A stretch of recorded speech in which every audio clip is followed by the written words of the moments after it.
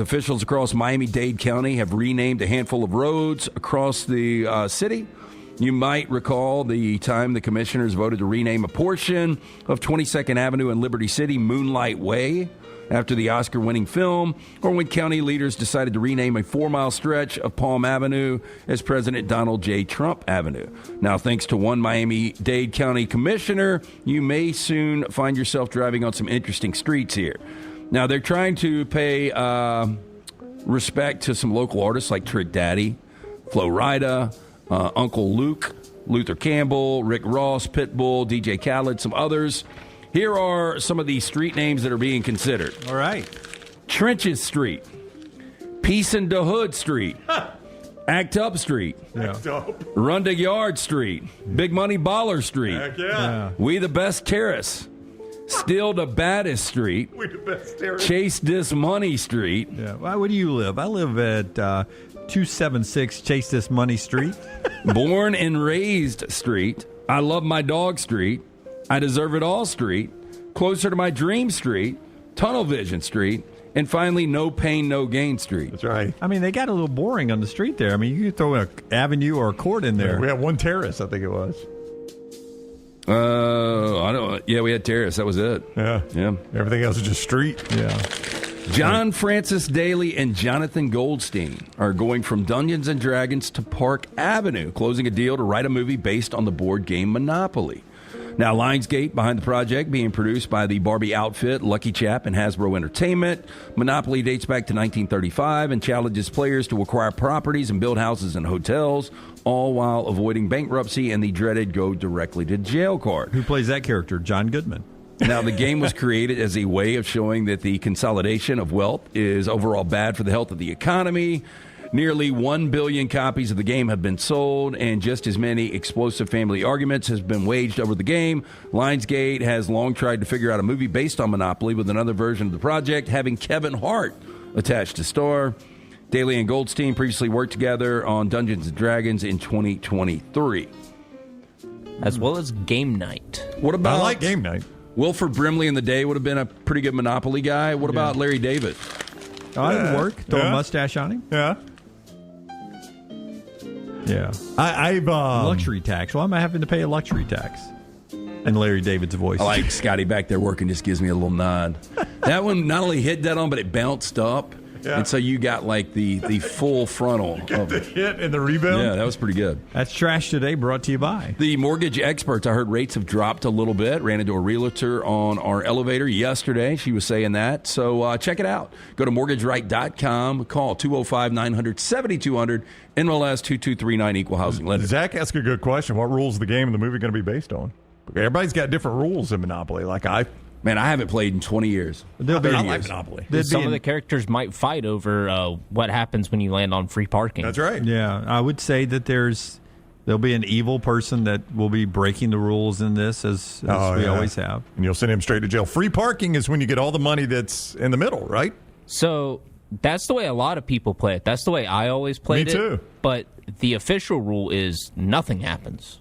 Well, then why do I put all the money in the middle? You're not supposed to put the money in the middle. Oh, so that was part of the free parking rule. That's the way I've always played it. Same here. Why did we put money in the middle? Any fine, you put money in the middle, or if you pay to get out of jail, or luxury tax, Hey, all that goes in the middle. Are there maybe just some concepts that aren't going to make good movies? Like you're forcing so many different directions to make a Monopoly movie. I know Barbie made a ton of money. Well, maybe 10 years ago, Hasbro also tried to make a Battleship movie with Rihanna. I remember that. No, they did. They made it with the Taylor Kitsch kid, too. Hang out with the next round on the go. Whether you're driving to work, running errands, sitting on the beach, or you just need a break from the real world, we can keep you company. Check out the next round, Mystery Fifth Hour, and our other shows on your favorite podcast app. We'll meet you there. Take the next round anywhere you go with official Next Round gear. Buy yours today at nextround.store. Call the Next Round now at 205-734-0923. Jim Dunaway, Lance Taylor, Ryan Brown. Live from the Birmingham Racecourse Casino Studios, the Next Round, presented by Bud Light, is on now. Okay, we'll get to Alabama-Auburn Part 2 coming up in the show today. They go tomorrow. A lot to get to, including some comments from Nate Oates about where his team is now compared to where they were this time last year. You're going to find some, I struggle with this word. I'll see if I can get it out. All right. Similarities. Similarities, very good. Yeah, right. Got it Okay. out, yeah. I struggle with that word. We'll talk more SEC football. There's a lot of that out there to get to. A restructured just real quickly, I don't want to go too deep into this, but has Deshaun Watson had more restructured contracts at Cleveland than games he's played in? I was listening to one particular show, and they were talking about the restructure yesterday, and I was thinking to myself, you're talking about a guy that absolutely has no leverage. Yeah. And that is Deshaun Watson, because not only is performance on the field bad, the contract is awful, but then everything you have off the field as well. So he's basically just got to grab his ankles. Yeah, it's restructured again, and I think it's been restructured 5 times. Has he played 5 games for them in Cleveland? It's about right. It doesn't seem like it. I'll tell you, I don't know if you're going to get to Myles Garrett, but this shows you the Browns as an organization. And Myles Garrett, he might be a malcontent. I don't know. But when one of the best players in the history of your organization asks for a meeting, when he's talking about wanting to be traded, and when your owner refuses a meeting with one of the best players, maybe the best defensive player in the history of the Cleveland Browns. You know where he's a malcontent? With other quarterbacks and running backs in the backfield, because he's always in their backfield. But does that not show you something about ownership? When the guy when that tells goes me it's public, over. Yeah, well, it's over, and I don't want to play in Cleveland if you've got a guy that is a Hall of Famer, which Myles Garrett 100% is a Hall of Famer, and the owner won't take 5 minutes to sit down and meet with him. Yeah, baffling. Meanwhile, I really feel like if you've got a player like that, the Raiders suck right now, but with Max Crosby, he's one of those guys that I even go to him sometimes, and I'm like, hey, we're considering doing this. Yeah. What are your thoughts? What are your things? Because we want you to be a part of what we're doing very, here in the very future. important. You know, a guy like Max Crosby, he really could play anywhere he wants. Obviously, he's one of the best in the NFL, but he's one of those guys that has fallen in love with his franchise. That's right. He wants to be a Raider. He wants to be a Raider. And there's something about those guys that want to stay with their franchises forever. Just crazy times in the NFL.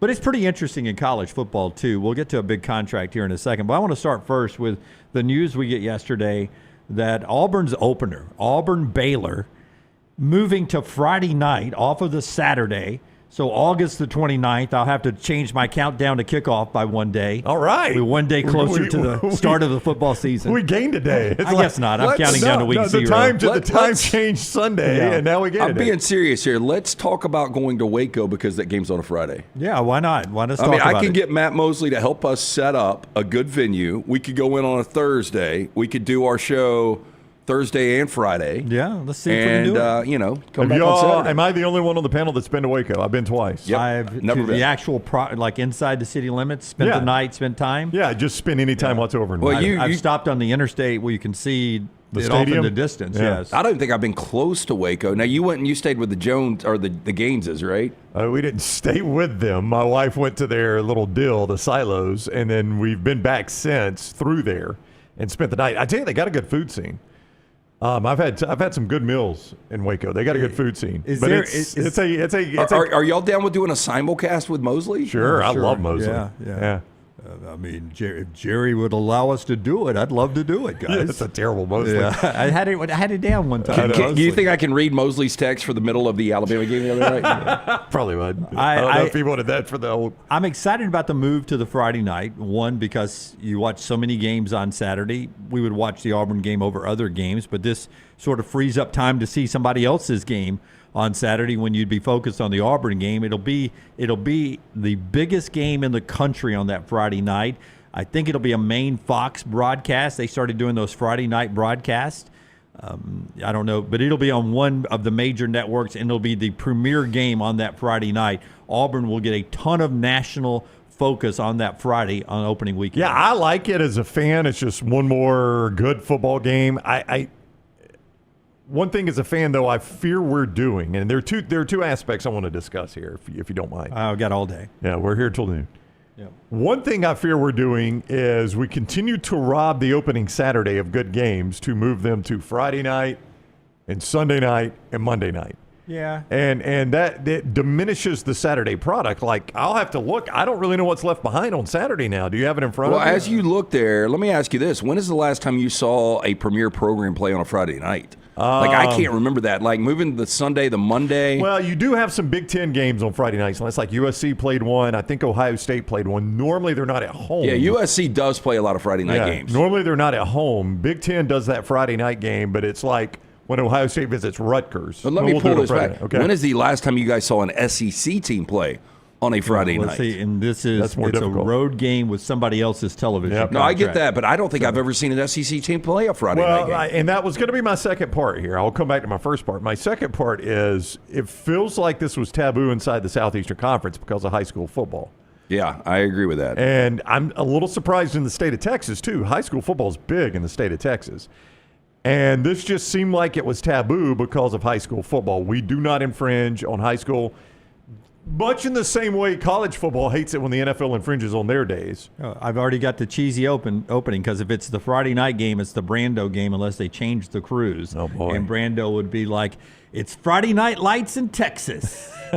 He'll say something like that. You're talking about moving good games off of Saturday opening weekend. Yeah, what else we got? Thursday, the first opening Thursday night is trash. See, that used to be Trash. actually for a minute, we got some pretty good games on that first Thursday night you could get excited about. What's my best game that night? As far as helmets, Yeah. you've got Nebraska and Cincinnati at a good field up at Cincy's on that's campus. not awful. No, that's Yeah. a good game. Yeah. Actually, it's in Cincy. It's in Cincy. Yeah, I'll That's take a that. good game. I'll take that. Yeah, All right. that's probably around a pick. That's going to be Brock Heward and Jason Benetti on that one.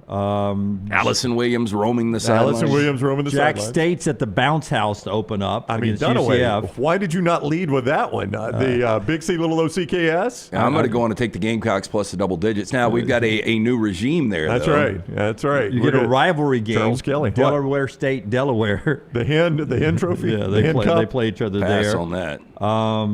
Alabama State and UAB played their opener. Ironically, Wyoming and Akron probably is a good contest. Yeah, you're right. That's not a great Thursday. Miami of Ohio and Wisconsin. Those That's are your not a great Thursday night Thursday games. night. No, you're on not selling Friday, on moving Auburn here to Friday, here's what we had. All right. This is why I'm saying Auburn will. First of all, Auburn Baylor better than Thursday, and on Friday these were our games. Well, hey, real quick, Baylor's going to be ranked.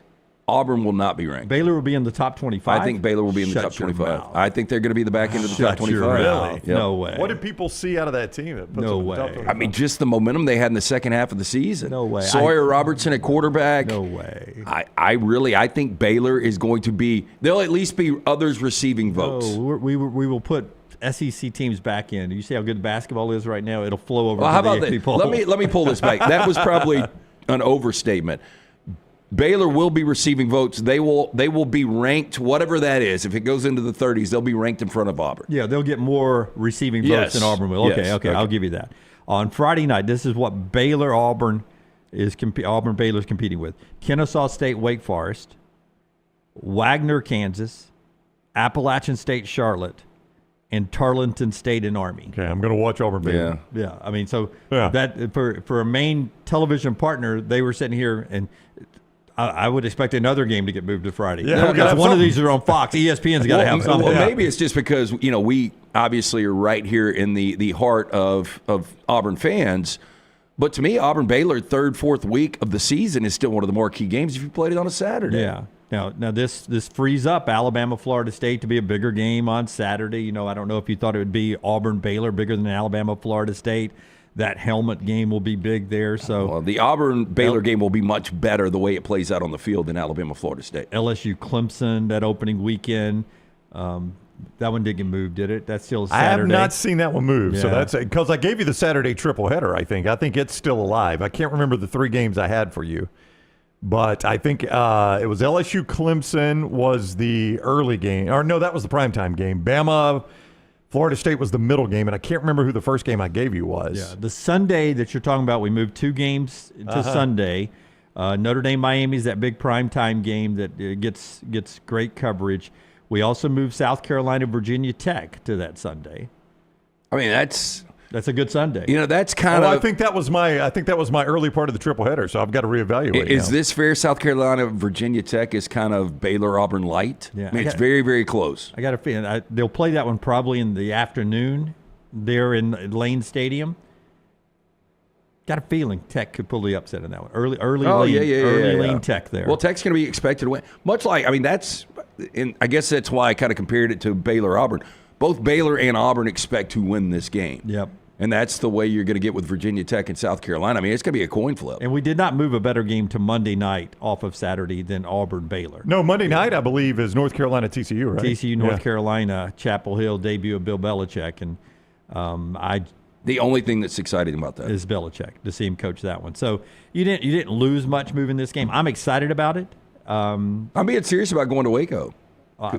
I take you serious in everything you say. Okay. Do you think these two teams? I'm still waiting to do our first game at Georgia Tech, which is an hour and 45 minutes away. Lance has not thought through this, though, I'm afraid, because if we go to Waco, we stay for the Auburn game. It's a Friday night game. You're flying home during the college football games on Saturday. But that's week 0, right? No, it's week one.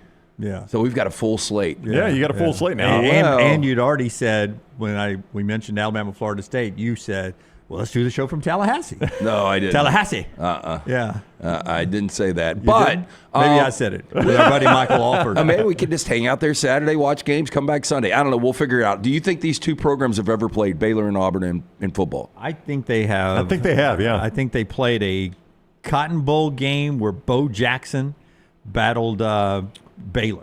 Yeah, that's not right. Not right. Believe it or not, they've actually played 4 times. They had a home and home in 1975-76. I missed that one. Yeah, I was born into this back half of that. Hey, do you think this was a fun game in 1975 to start it out in Waco, a 10-10 tie? Oh, wow. A lot of defense there. Kick it, play for the tie. And then Baylor pulled out the squeaker 15-14 in 1976. Who was coaching Auburn in 76? Doug Barfield, right? Yeah, it was Barfield. Was that Barfield by then? That was right after Shug Jordan, yeah. Doug Barfield. All right, I think the triple header is still alive. I think what I said was, in my opinion, you're going to have Tennessee, Syracuse, and Mercedes-Benz Stadium, assuming that stays on a Saturday. I think that's going to be your straight out of game day kick. It is still there. It is still there. It's going to be your straight out of game day kick. I think we're going to go to the all orange Tennessee, Syracuse. What a weird game for Tennessee. I agree. Yeah. It'll be Joe Tessa's game, and it'll be good. It'll be changing Rocky Top. That's too early. Tennessee fans have come to Mimosas Atlanta. won't numb Tessator.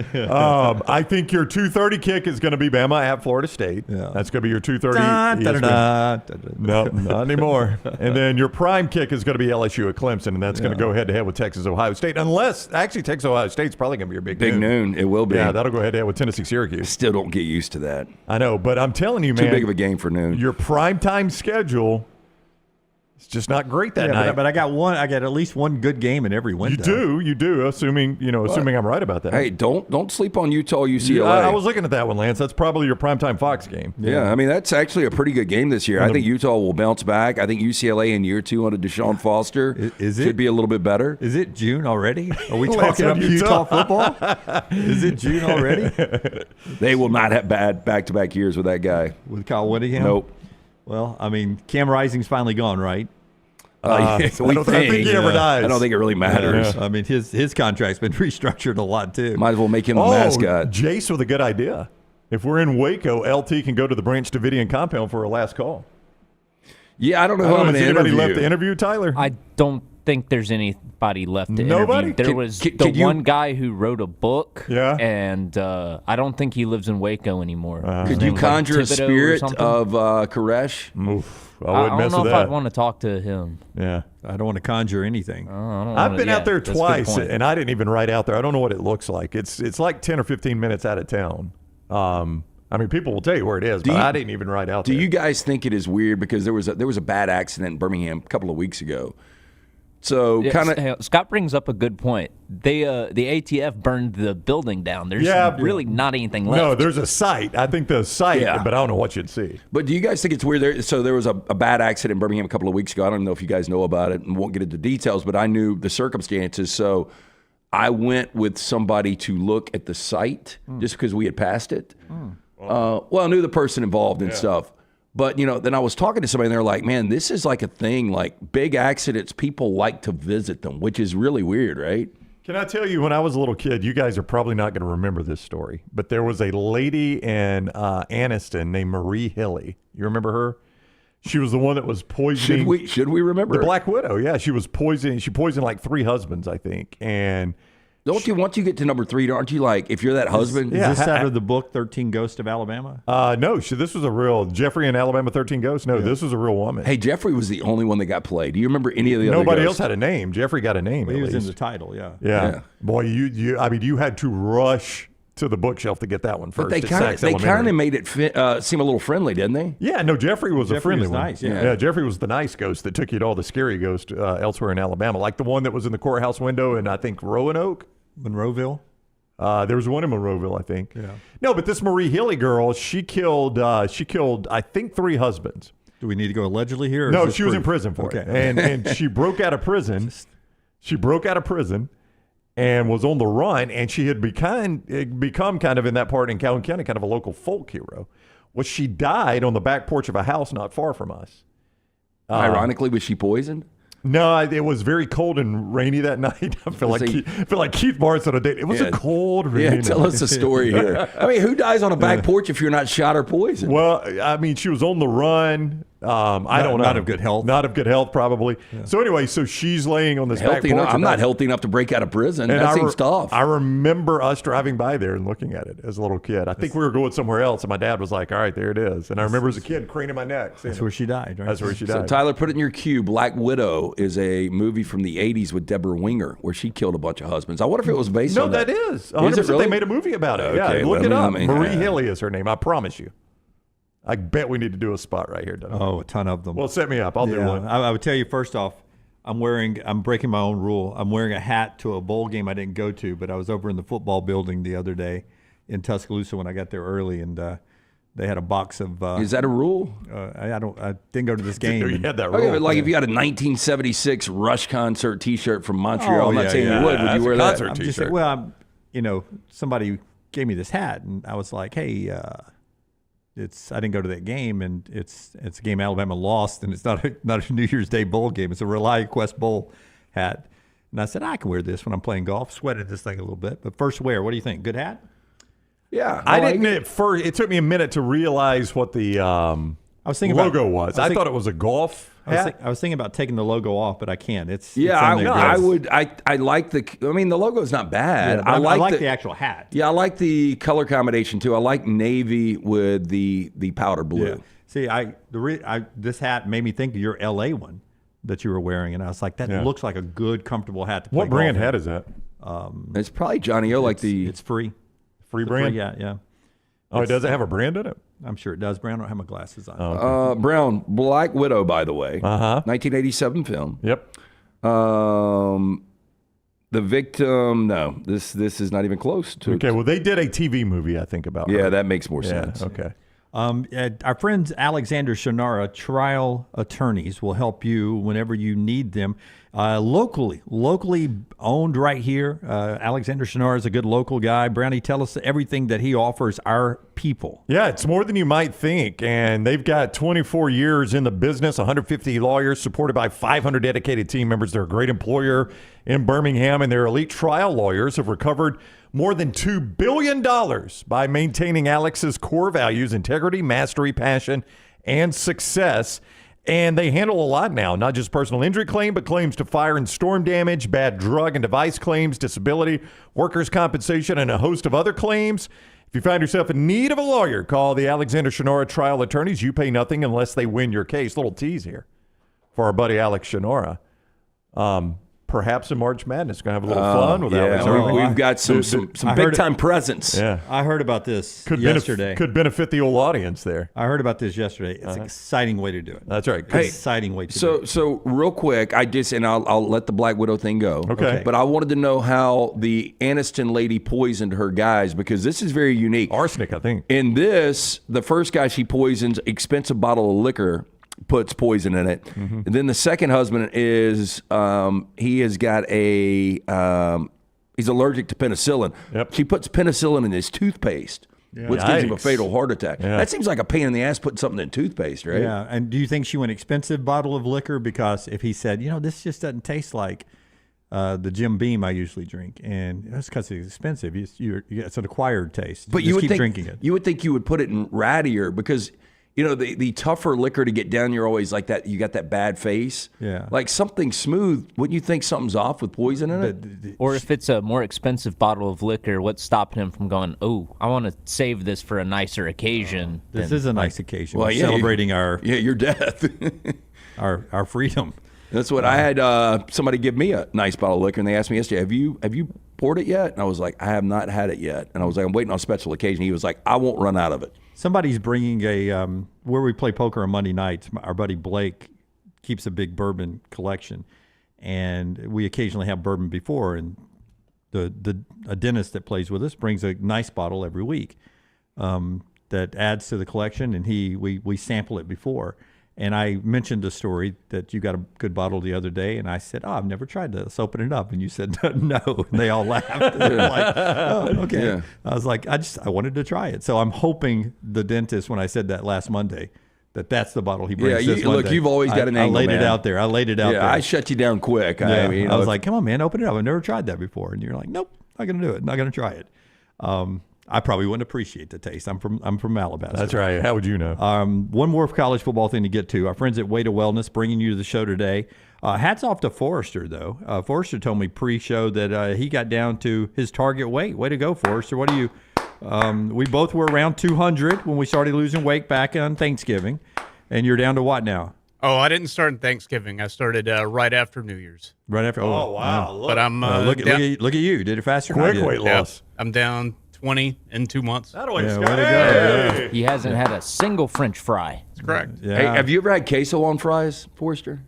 I don't love cheese on fries. Okay. Thank you. Me either. I like fries. No, if I you- love fries. I like don't cheese. I don't want them together. But if Queso you, on fries get is it good. quick, like Yeah. not to give Outback a shameless plug, but the Outback fries back in the day with cheese on them dipped in the ranch. Yeah. They get soggy in a hurry. You is just the can't let problem. them get soggy. That's right. Yeah, I'll tell you what, Taylor had some waffle-like fries before an Auburn game. We were having a meal, and they were seasoned well. They were sweet potato fries, and then it had a couple of dips beside them that you dipped into. One of them was sort of a sweeter, one of them was sort of a ranchier dip.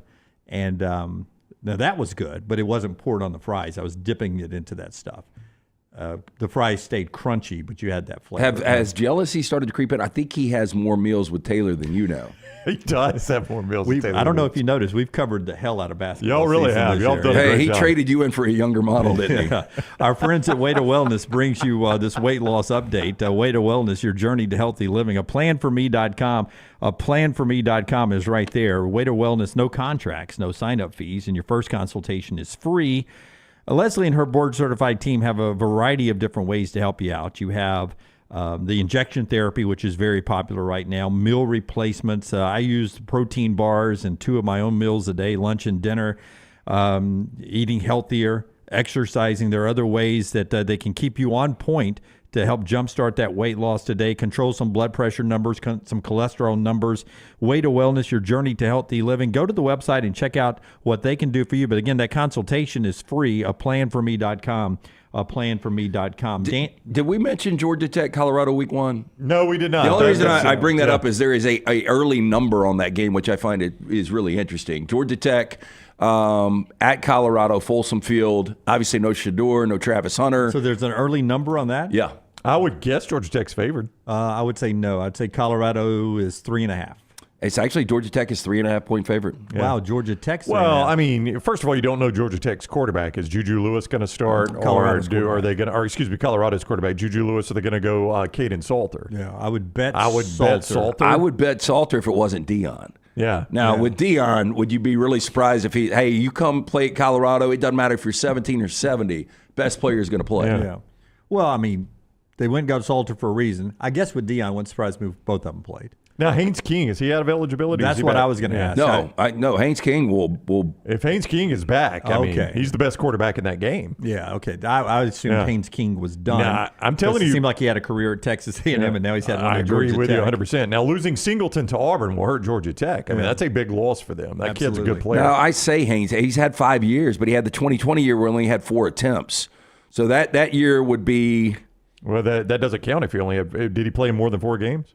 You don't No. see that. And it's 2020, so that was the Yeah, so he does gets have that one either more. way. So he's Okay. got a 6 year, right? If Haynes Yep. King is back, I thought he was gone. That's why I went Colorado. That's a pretty good game, though. Yeah, that's opening weekend. Yeah.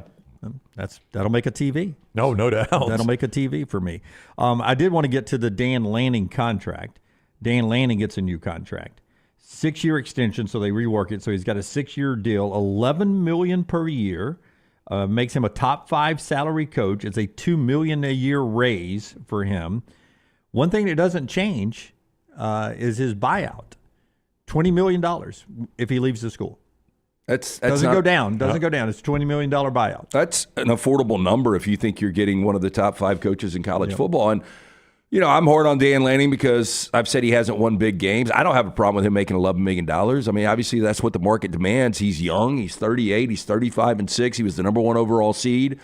Now, sooner than later, Oregon fans, I don't say that they're one of the more starved fan bases because they have so many really, really good years, but they never close the deal. That's right. They never, Chip Kelly's best year, they ran into Cam Newton in Auburn. Other than that, they haven't played for a national championship. Well, nope, they did 2014 against Ohio State. Lost that game. Yeah, with Mariota at quarterback, his guy that had the best touchdown to interception ratio, I think, in the history of college football. His final career pass, he threw a pick, and I think that killed that number. So 10-14, they ended with disappointment. Yeah, and I do think if you're Oregon, you want to show a commitment because Brown said this, and I think there is something to it. For whatever reason, you couldn't retain coaches.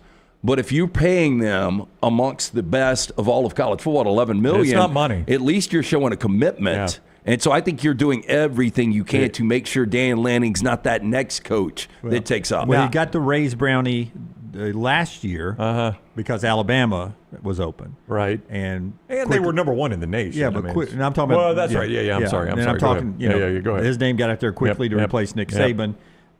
He said nope, and they gave him a contract. This year, apparently, the biggest suitor that got this contract rolling was the NFL. Interesting. That there were NFL jobs that were sniffing around Dan Lanning. Now, I will say when you throw out the $20 million buyout, that is not the buyout to fire him. That is the buyout if he won't say another job. That's right. That's that the he's buyout on the to hook get for. him out of the contract for another job. It is, from talking to agents, I think the highest buyout in those terms on record, not a buyout to fire somebody, but a buyout to hire somebody is Kalen DeBoer at Washington, 12.5. 12.5, which So that's $7.5 million more than the biggest one on record right now.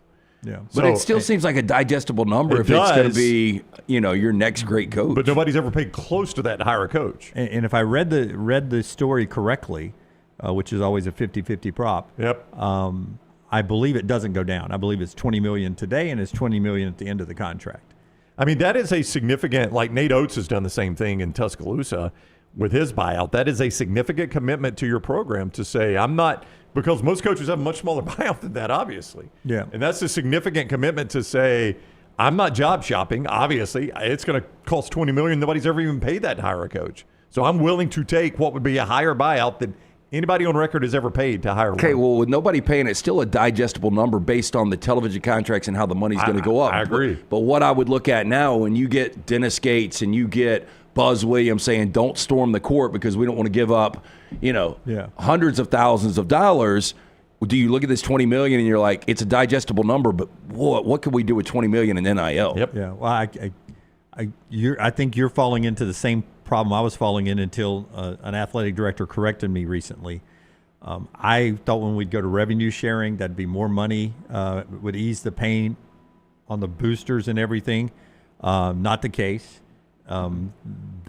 As one AD told me. Is that classical music? It was, yeah. It's my ringtone. Maggie changed it last Very, night. very peaceful, Joe. I really believe that I was told by an AD that everyone's making like, okay, the $20.5 million we're going to be sharing with the players, that's going to be a break for the schools. And they were like, Jim, do you not think we're already spending that $20.5 million somewhere else? That's right. Now we've got to pull that to spend this, and we got to plug that $20.5 million hole some other way. some other way. Yep. So it's not really changing anything. It's just moving some money around, and we've just got to find $20.5 million more dollars. It's making it more difficult. Yeah. So when we talk about buyouts and things like that, these ADs are plugging holes left They and right are. on the leaky walls of finances. And when Ohio State's losing money, it's hard everywhere. I mean, boys. Alabama lost money last year Hard everywhere. because of what we're just talking about, having to buy out Kalen DeBoer and his assistants and pay some of Alabama's assistants not to work there anymore after Nick Saban retired. We'll get to the big games coming up this weekend in college basketball. It's the big bubble weekend. It's Alabama-Auburn. We'll hear from Nate Oates in the next segment. Show being brought to you by a couple of great folks. One of them is our friends at Woodhouse Day Spa. Tell us about Woodhouse. Hey, look, the weekend is here. You want to go watch hoops with the guys. You want to hit the local sports bar. You want to go over to a friend's house and watch all of the games. Send the wife or girlfriend to the Woodhouse Day Spa. She's going to thank you for it. Located right there at the Summit Shopping Centers. You can stop in, buy a gift card there, get all the treatments done. Right there off of Highway 280, you can choose from a menu of over 70 options, including massages, body treatment, skincare, waxing, nail services. Woodhouse Day Spa, voted America's best day spa since 2009. Order that special gift online 24/7 at birmingham.woodhousespas.com, or just stop in, see Stuart and the great staff. Tell them the next round sent you. It is the Woodhouse Day Spa. And our friends at New Life Art, they give you all the great works of Daniel A. Moore. DanielMooreArt.com, DanielMooreArt.com, promo code TNR. Celebrate the great Alabama players that just won a Super Bowl with Philadelphia. You saw Jalen Hurst, Devontae Smith, Landon Dickerson. They've all been part of Daniel A. Moore's work when they were in crimson and white. You can get those. You can get the legend Nick Saban with his 6 national championships in Tuscaloosa. Get it all online. DanielMooreArt.com, DanielMooreArt.com. Follow The Next Round on Twitter, Instagram, and Facebook at Next Round Live. I'm attorney Alexander Shinar, Alabama born, Alabama raised, and ready to fight for your rights. I have one of the largest firms in Alabama, and we are here to help you get the compensation you deserve. Call me, Alabama, 323-1000. No representation is made that the quality of legal services being performed is greater than those of other lawyers. Hey, Lance Taylor from the Next Round to tell you about one of our favorite places for breakfast, lunch, and dinner. That is Hamburger Heaven since 1982. Hamburger Heaven has been serving Birmingham's best hamburgers, cheeseburgers, French fries, hand-spun milkshakes, and sandwiches made fresh to order. All of their ingredients are fresh and prepared daily. This includes their beef, always fresh, never frozen, hand-pattied each and every day. For breakfast, lunch, or dinner, visit any of the 4 locations, Highway 280, Irondale, Gardendale, and Homewood. You could win a Cadillac CT5 or your share of $25,000 in free play and cash at Birmingham Racecourse Casino. The more you visit, the more chances you have to win. Play the latest, most exciting games around with fun bonuses and big jackpots. You can be a winner too. Come win your share during the Cadillac CT5 and $25,000 giveaway at Birmingham Racecourse Casino. Drawings April 5th and 6th. Located off I-459, exit 31, Derby Parkway. Must be 21 or older. Must be present to win. Hey, for all of your IT and printing needs, reach out to our friends at Xerox Business Solutions. Look, I'm still one of those old school guys. I print my notes every single day for the show. If you watch the show here on The Next Round, you see all the notes in front of me. From day one, Xerox Business Solutions, they've been with us here at The Next Round. Local for over 45 years. For all of your IT and printing needs, visit XeroxBusinessSolutions.com or call 205-969-3000. That's 205-969-3000. By now, you guys know how I feel about my fashion. However, did you know that I care about your fashion choices? Cargo shorts are out, flip-flops are only appropriate on the boat, and please throw away that stained t-shirt from college. You may be thinking, EG, that's all I own. What do I do? Here's what you do.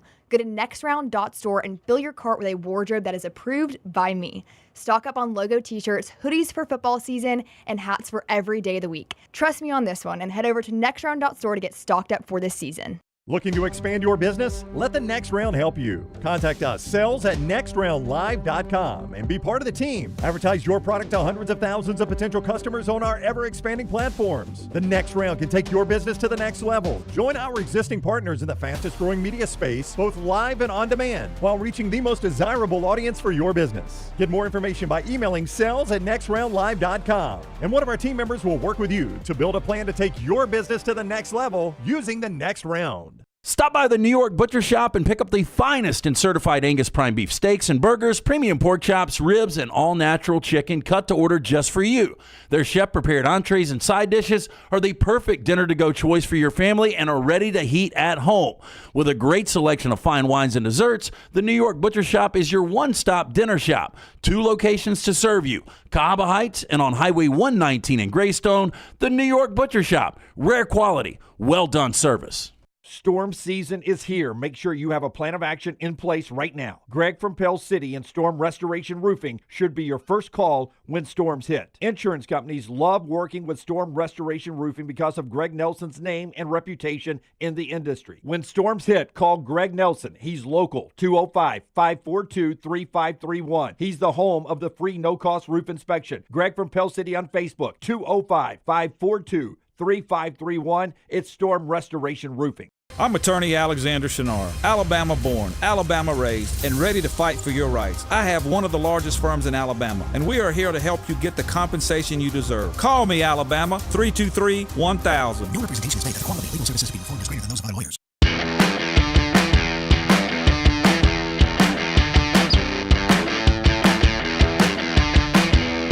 Back with you on the next round. Happy birthday to our Emily Grace McWhorter. EG's birthday today.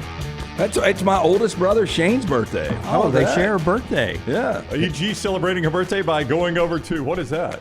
It says happy birthday, EG. Oh, I didn't know. Did we build that, or is that from She her might have this year? built it. Remember back in the day when she would build individual employee profiles? Slideshows. PowerPoints. Yeah, before PowerPoints, she was going to Tuscaloosa, she was just bored as hell up here. No, She Forster did built PowerPoints that. and compared everybody to different flowers. Yeah.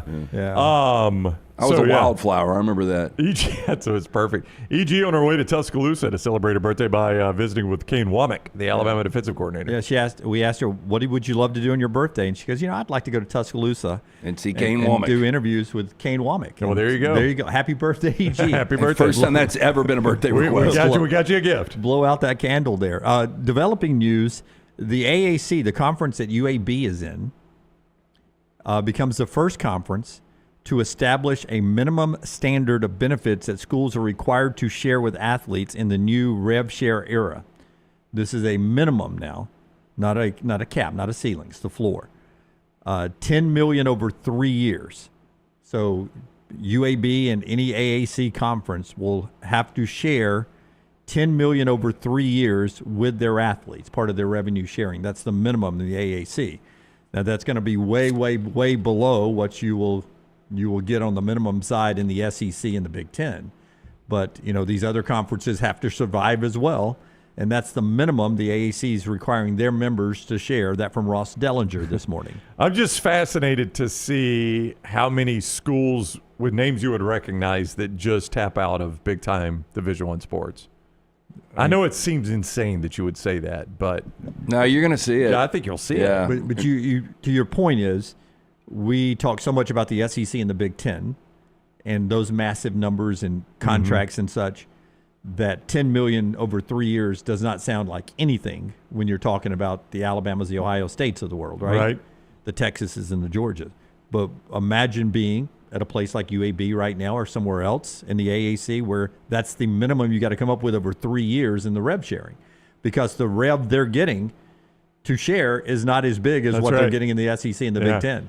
I mean, $10 million over 3 years off of their TV deal, that's a lot of money. Yeah. That's a big slice of it. I don't know how you make ends meet. That did seem like a big number for that conference. Yeah. That's over 3 years now, so it's not 10 a year, but $10 million over 3 years. That works out to roughly about $3.333 million a year, right? Very good math. Show being brought to you today by our friends at Hemp Hill. They bring you the lock, lanceslock.com. Good basketball tonight. Purdue and Illinois. Illinois finally got a big, healthy win earlier, 7 o'clock on Fox tonight. And then massive games all weekend across the country. You can get them played at lanceslock.com. Yeah, first game tipping today at 11 o'clock. Gardner-Webb and High Point. I know you guys are excited about that. You didn't even find that on the tube anywhere? That's SoCon tournament, right? Yeah, I mean, High Point. It's somewhere. 26-5 this year. Lance's 15-point favorite, by the way. High Point. Always brought to you by our friends at Hemp Hill Services. Trusted name, Birmingham has trusted since 1954 for all of your plumbing, heating, cooling issues. Any of these arise in your home or business, they are ready to serve you. Call Adam, Chad, Andrew, the guys there. Tell them the next round sent you. For more information, hemphillservices.com. I got point spreads for Saturday. Okay, give me that point spread. Coming up here in a second. I did want to make one point. Where can you? Does my bookie have a future odds? Have y'all seen futures to win the national championship? Got it right here. Where's Florida in basketball The to win? Florida Gators are plus 850. I was going to say 8-1. MyBookie.ag, which would put you fourth in terms of your probability to win, according to them. Which also tells you they too think Florida is a 1 seed right now, don't they? Where do you think? Where do you think they were after they beat Auburn though? A few Florida? weeks ago. Oh, probably 15-20-1. I think it was 15-1. That's when I put a little wager on the Gators to win the national championship. Did you now? Yeah, they got no shot now. It is cut in half since then. Yeah, it has been, but it's a good value at 15-1. It is. So I just that team looks really How really much good. did you put on them? Oh, probably $20. No, I was going to say, spender. do you want to sell your ticket? You did it to me with the Rams before, and we saw how that worked out. I don't want to I sell think it. I would be willing to buy a Florida ticket right now. I don't want to sell. Okay. How much am I going to get for it? Wait a second. You got them at $20 and 15-1, right? I need to see the ticket, but you might double your money. Oh, double my money. Interesting. 20 for 40. Boy, Todd Or- Golden. If Todd Golden knew this was going down, he'd be like, sell it! If he knew my history. Sell it! Yeah. All right, here we go. Alabama, Auburn tomorrow. Point spread is? I would think 10. Auburn -6 at mybookie.ag. Wow. A total of 178. What do you read into it that you thought it was going to be 10, and mybookie.ag has it at 6? Well, maybe it's lasting impression. Auburn struggling against A&M. Obviously, Alabama's lost 4 of 6. I thought the number would be bigger. Because I guarantee you the other big rivalry game tomorrow. Oh, I've got a number on that. Brand I would probably think does too. that's definitely going to be double digits in Chapel Hill. It's baffling to see this. So I would saw just, it at 11.5. 12.5. Duke is 12.5 on the road at North Carolina. On the road at North Carolina. Dude, the ACC. earlier, I'm just going off memory, the earlier matchup in Cameron Indoor, I think Duke was only 13.5. Yeah. I mean, the fact that rivalry is that one-sided has to kill North Carolina. But yeah, it does. I mean, boy, that is I don't want to say it's a small number because you're still talking about a top 10 team in Alabama, but smaller than I thought it would be. If you believe the bracketologists, it's a must-win probably for North Carolina. A lot of them have North Carolina on the outside looking in. Well, it definitely locks them into the Oh, tournament. 100% it would get them in, yeah. I just went back 7 games for Duke. Forget the average. These are their last 7 wins, margin of victory.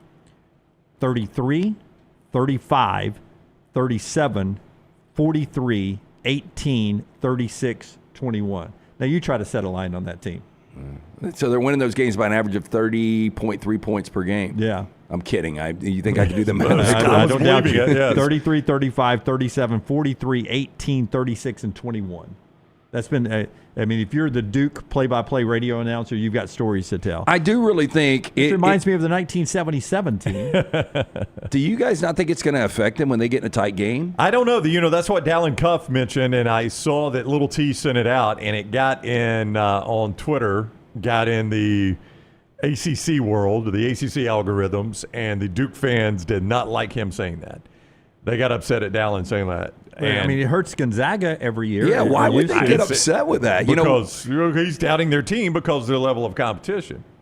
Well, I mean, look, I think everybody agrees Duke is one of the 2-3 best teams in college basketball, but there is something about when you don't play any close games in months, and then you get into a situation where 18, 19, 20-year-olds know one mistake in the final 2 minutes of this game that is now a one-possession game, our season is done.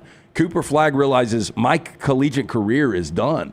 There is extra pressure on that when you haven't been in those situations. Do you believe it has hurt Gonzaga over the years? Oh, I do, 100%. I mean, Gonzaga's never won a national championship. They've had some really good teams. But they've only had really 2 great runs. And look, I know there's a lot of programs that would love to have those runs. But they've been out early more than you would think under Mark Few for as good as they've been. For their expectation, because they get really good seeding. That's correct. Used to, not as this year. They will be a bracket-busting team, in my opinion, this year. They will go further probably than most people will have them going. But back when this was a big talking point, they would play big games in November and December, oftentimes win them, lock in a 1, 2, 3 seed, play nobody, in their conference and then get to the tournament and underachieve. The latest Lunardi just dropped, and I was trying to find out where he's got Gonzaga. So I'm having to dig through the Well, film as you do that, I was talking to our friends Chip and Zay in Austin yesterday, and they were bringing up that they don't think Texas is going to get in. Yeah. But they said they've seen some projections where Texas was at one point at 8 or a 9,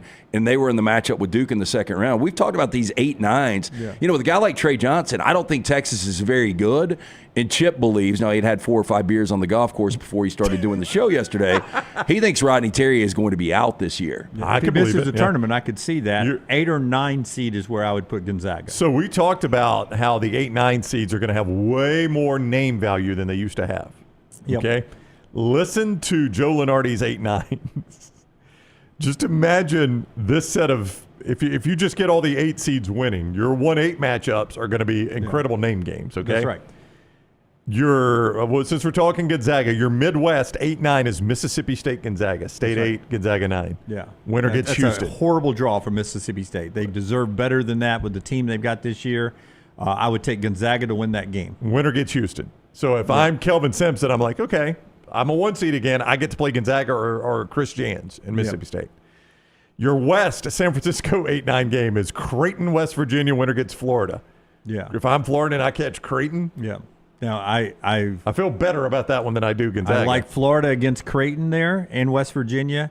But, that Kalkbrenner kid brings a little size with the Florida Tucker size inside. DeVries on the other side for West Virginia. I mean, these are all going to be dangerous games. I would go on, would you not feel good saying there will be a 1 seed that loses to an 8-9? Hang on. And here's where I'm like, if this plays out, and I'm Auburn and I'm Duke, I'm like, were we really the number 1 and number 2? Are you really being serious about this? Duke and Raleigh would play the winner of UConn-Vandy. Duke-UConn round 2. Yeah. I would be cheering my ass off for Vandy upset. I would too. I do not want to see Dan Hurley and UConn. Well, I think we're all going to be cheering for that upset, right? Yeah, well, I mean, America will be cheering for America's Vandy that day. Hell, even Canada will be cheering for it. And if I'm Bruce Pearl in Auburn in Lexington, according to Joe Lunardi, I get the winner of New Mexico as the 9 seed and the 8 seed. Don't say St. Mary's. Even worse name brand-wise, Kansas Jayhawks. Oh, wow. Well, now, I know you would say, this year I want to play Kansas, but go back to the early non-conference scheduling. Kansas was playing decent basketball back then. I would say this, and I don't know. I just watch it as a fan. But you guys know I don't sleep a lot. I would right now, if those two played in the first round, I would take New Mexico to beat Kansas, and that is a scary matchup for Auburn. New Mexico is. You're saying New Mexico is the scarier of the two matchups. New Mexico is I hate to give my bracket away, but New Mexico. No, I'm going to pay attention. New Mexico, St. Mary's, and I'd go those two. Those two I will have going deeper than their seeding suggests. That's a tough matchup for either number 1 seed. I New think Mexico is. You're going to get a lot of, and especially once we get to the tournament, people are going to reference Virginia and Tony Bennett winning that national championship after losing as a 1 to a 16. It's going to be a big storyline. Auburn losing to Yale. Yeah, and I do think that there is going to be extra motivation, obviously, with this Auburn team. So I don't see an early exit, but so what I just gave you, would you rather have any of those or what Joe Lunardi has for Alabama as a 2 seed? As a 2 seed in Lexington, but in the Newark, the East, in Duke's region, which is Newark, New Jersey. The 215 would be the. Don't give me St. Mary's. The 215. God, you do not want to play St. Mary's. I do not want to play St. Mary's Okay. because they slow it down. Right. They play great defense. They rebound well and they slow it down. I'll tell you. Recipe for disaster for Alabama. I'll tell you where St. Mary's is. It is not against Alabama. Okay. This would be the Wimp-Sanderson Classic, the 215 game. South Alabama. University of South Alabama. I saw that the other day. Yes. I like that one. Out of the Sun Belt. Now, obviously, they got to win their Sun Belt tournament, but they're the 1 seed. It could be that Sun Belt champion could get moved away because Arkansas State played Alabama earlier. Right. Arkansas State wins it. Troy could get in there. Yeah. Some others. BYU Ohio State in your 7-10 game. So would you rather get the winner of BYU Ohio State, the winner of Kansas New Mexico, or the winner of UConn Vanderbilt? Well, I'll tell you, I don't want BYU either. No, they are on fire right now. But in that BYU Ohio State game, We've got a massive lock on Ohio State. They would, I mean, right now Ohio State would be like a 2.5-point dog, and the world would be on BYU. Yeah, Lance already giving out locks on virtual matchups. No, but exist. Yeah, so these be all on hypothetical Ohio matchups. State? I'd be all on them because you know what's going to happen is people are already going to. If that was the bracket setup today, people are already going to project ahead BYU upsetting in the second round, which means they don't get past the first round. That's typically how that works. No, you're right. The BYU beating Ohio State, upsetting Alabama in the second round, being the underdog in the Sweet 16. Because you've got this guy and he's like, damn, man, I want BYU. I'm going to put this in. The way they shoot threes and Alabama defends. And I'm just going to go ahead and do it. And then they don't realize you're giving up 2 games by doing that and really busting the bracket. Your St. Mary's team, Dunaway, is a 6 seed, according to Lunardi, catching Arkansas in the 6-11 matchup in Milwaukee. A fun game. Yeah, that'd be a good game. Goodbye, Coach Cal. Winner gets Wisconsin-Chattanooga winner. Don't pack a change of clothes, Cal. Winner gets the winner of Wisconsin and Chattanooga in the 3-14. Oh, wow. So St. Mary's is out to the Sweet 16. Well, then they get one of these teams. 7-10 in that bracket is Ole Miss, Utah State. Boy, Ole Miss is a 7 seed. That is, woo. 2 seed Texas Tech, Bryant. Well, Texas Tech, Ole Miss. The old storyline, right? That the NCAA says, we don't do storylines. And then, boom, there shows up their former coach right there in their bracket. Now, there wasn't bad. Well, there was some bad blood with him leaving Texas Tech, wasn't there? Yeah, they didn't want because he went to Texas. Oh, He yeah. went to Texas, yeah. Now, you know, from everybody outside of Lubbock, it was understandable because he's a Texas grad. Yeah, he had been to Tech hated Texas. Yep. 12 SEC teams, according to Lunardi, by the way. That would break the record of 11 from the Big East a few years ago. More on the SEC and the Alabama-Auburn game coming up after we talk to Todd Fuhrman. We'll talk to Todd Fuhrman about the game as well. The betting spread a little smaller than LT expected. Fuhrman's in our next segment. The show today being brought to you by Michelson Laser Vision. They bring you the viewing menu today. Tell us about Michelson LT. Yeah, 205-969-8100. That is the number you need to call. Ask for Amy. Tell her the next round sent you. She's going to hook you up with a hassle-free consultation. You have 0 to lose to find out if LASIK is right for you. Dr. Mark Michelson, Dr. Jen Michelson, best in the business. Got the procedure done myself over 20 years ago. I've still got 2015 vision, better than 2020. Make the phone call that I made, 205-969-8100, or online, michelsonlaservision.com. So tonight you've got a new biopic in theaters. It is the story of Mildred Burke, a champion professional wrestler who pioneered the sport at a time when all-girl wrestling was banned in most of America. Is the lead played by Sydney Sweeney? It is not. And then I'm not watching. Oh, that's fair. I am out, Tim says. That would be a good cast. I'll see it sometime this weekend, but I haven't heard too much about it.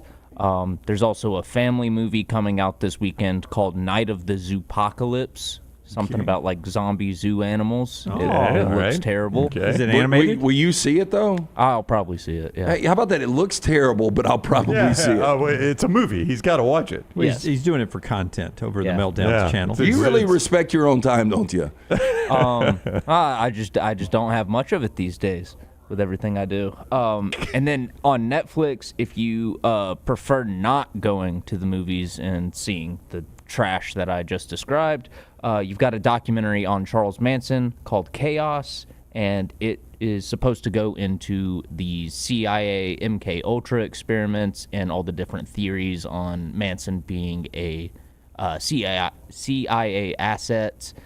And then you've also got another family movie on Netflix. It's a spinoff of SpongeBob called Plankton, the movie. Oh, Hey, back to Manson. Plankton got his own movie. He got his own movie. I was about to say, you know, it's one of those documentaries like, and I've talked about this before, Biggie, Tupac, Who Killed, the mystery behind it. You know, once you see 2 or 3 of those, it gets kind of redundant. And I was about to say the same thing on the Manson family. I didn't realize the CIA angle, Yeah, though. that's a twist that would interest me, but I mean, 1960s, a long time ago. Yeah. I mean, we've got more interesting storylines since then. What do they think he was doing for the CIA? So there's a really good book on it called Chaos. It's by Tom O'Neill. Yeah. He gets into how the CIA had all of these different clinics set up in the Haight-Ashbury neighborhood in San Francisco, and they were brothels, and guys would come in, and then they would secretly get dosed with acid, and they can't tell anybody because they were in a brothel, and it was all part of the CIA studying these experiments. And then one person roped into that was Manson, and he was used to recruit people. And one of the bigger theories is that the Sharon Tate murders were orchestrated to put an end to the hippie free love movement and have people associate that movement and all those ideologies with people doing acid and murdering people. Your new nickname is Google for me because you know some of the weirdest stuff. He does. But you think that that's going to wipe out the hippie movement, just wiping out one Just household? one person? I don't know. Yeah, that's what Tyler's watching this weekend, brought to you by our friends at Michelson Laser Vision. Yeah, 205-969-8100 for more information, michelsonlaservision.com. Just because he brought that up, did you see who is in the top 10 of the FBI's most wanted list now? Well, I've got a top 10 list too, but it's not most wanted.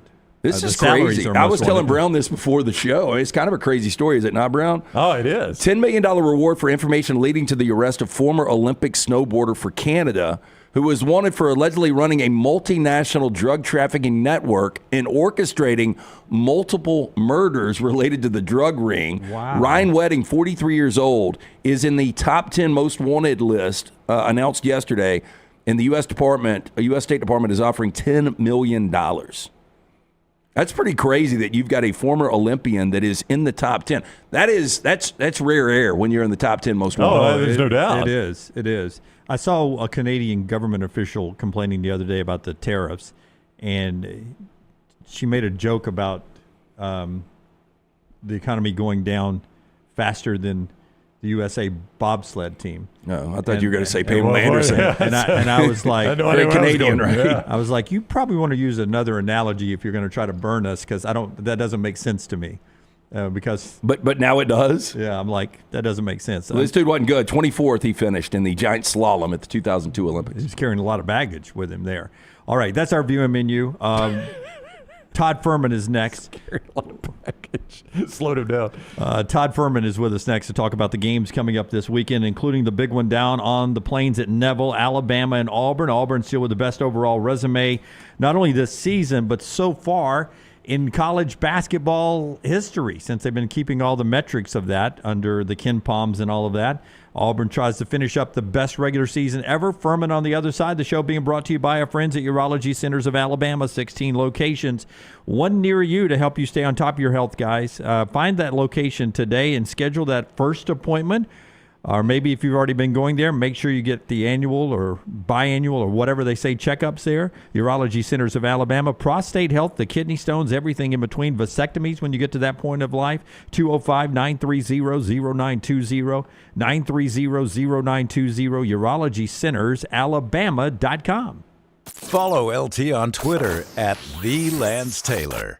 I'm attorney Alexander Shinar, Alabama born, Alabama raised, and ready to fight for your rights. I have one of the largest firms in Alabama, and we are here to help you get the compensation you deserve. Call me, Alabama, 323-1000. Your representation states that the quality of legal services being performed is greater than those of other lawyers. If you are a business that does a lot of printing, like a car dealership, mortgage company, real estate office, tax office, bank, school, or university, print more and spend less with ImageCraft. ImageCraft is located at 1151 Gadsden Highway in Trussville, just down from the Pinnacle Shopping Center, and online at imagecraft.net. They carry all the major brands like HP, Brother, Canon, Dell, Lexmark, Konica Minolta, Kyocera, Ricoh, Sharp, and Xerox. Shop in store, mention TNR for a 10% discount. Shop online at imagecraft.net with coupon code TNR10. ImageCraft. Print more, spend less. Start your day online with our website, nextroundlive.com. The latest videos, podcasts, and college football stories. It's also a great way to stream the show or shop in the Next Round store. Stay connected by visiting nextroundlive.com. That's nextroundlive.com. Stop by the New York Butcher Shop and pick up the finest in certified Angus prime beef steaks and burgers, premium pork chops, ribs, and all-natural chicken cut to order just for you. Their chef-prepared entrees and side dishes are the perfect dinner-to-go choice for your family and are ready to heat at home. With a great selection of fine wines and desserts, the New York Butcher Shop is your one-stop dinner shop. 2 locations to serve you, Cahaba Heights and on Highway 119 in Greystone. The New York Butcher Shop. Rare quality, well-done service. Think about the best summer nights of your life. How many of those were in a great t-shirt? Visit nextround.store to get the perfect t-shirt for the next perfect southern night. Nextround.store. The memories are waiting. As we all know, there's no off-season when it comes to college football. If you want to stay in the know with all things Alabama, join us over on covercrimson.com and get $25 off your annual subscription. We'll keep you up to date and give you exclusive content all the way to the first Saturday of football season on covercrimson.com.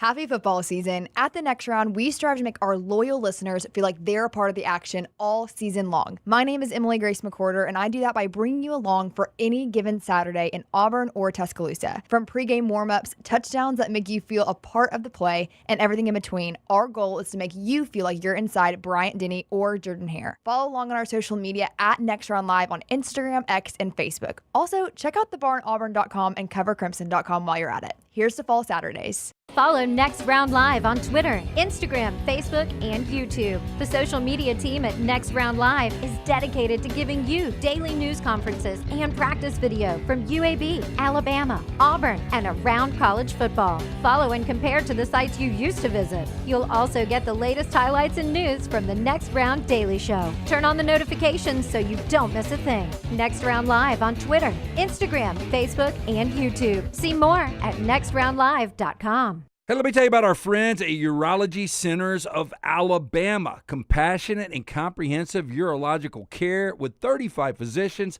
17 locations across Alabama. Their patient-centered approach to all of your urological needs. Remember, they've got that new men's health center. It is beautiful, helping men with a wide range of sensitive male issues in a comfortable environment. You can always go online, visit urologycentersalabama.com, schedule an appointment with one of their many urologists today.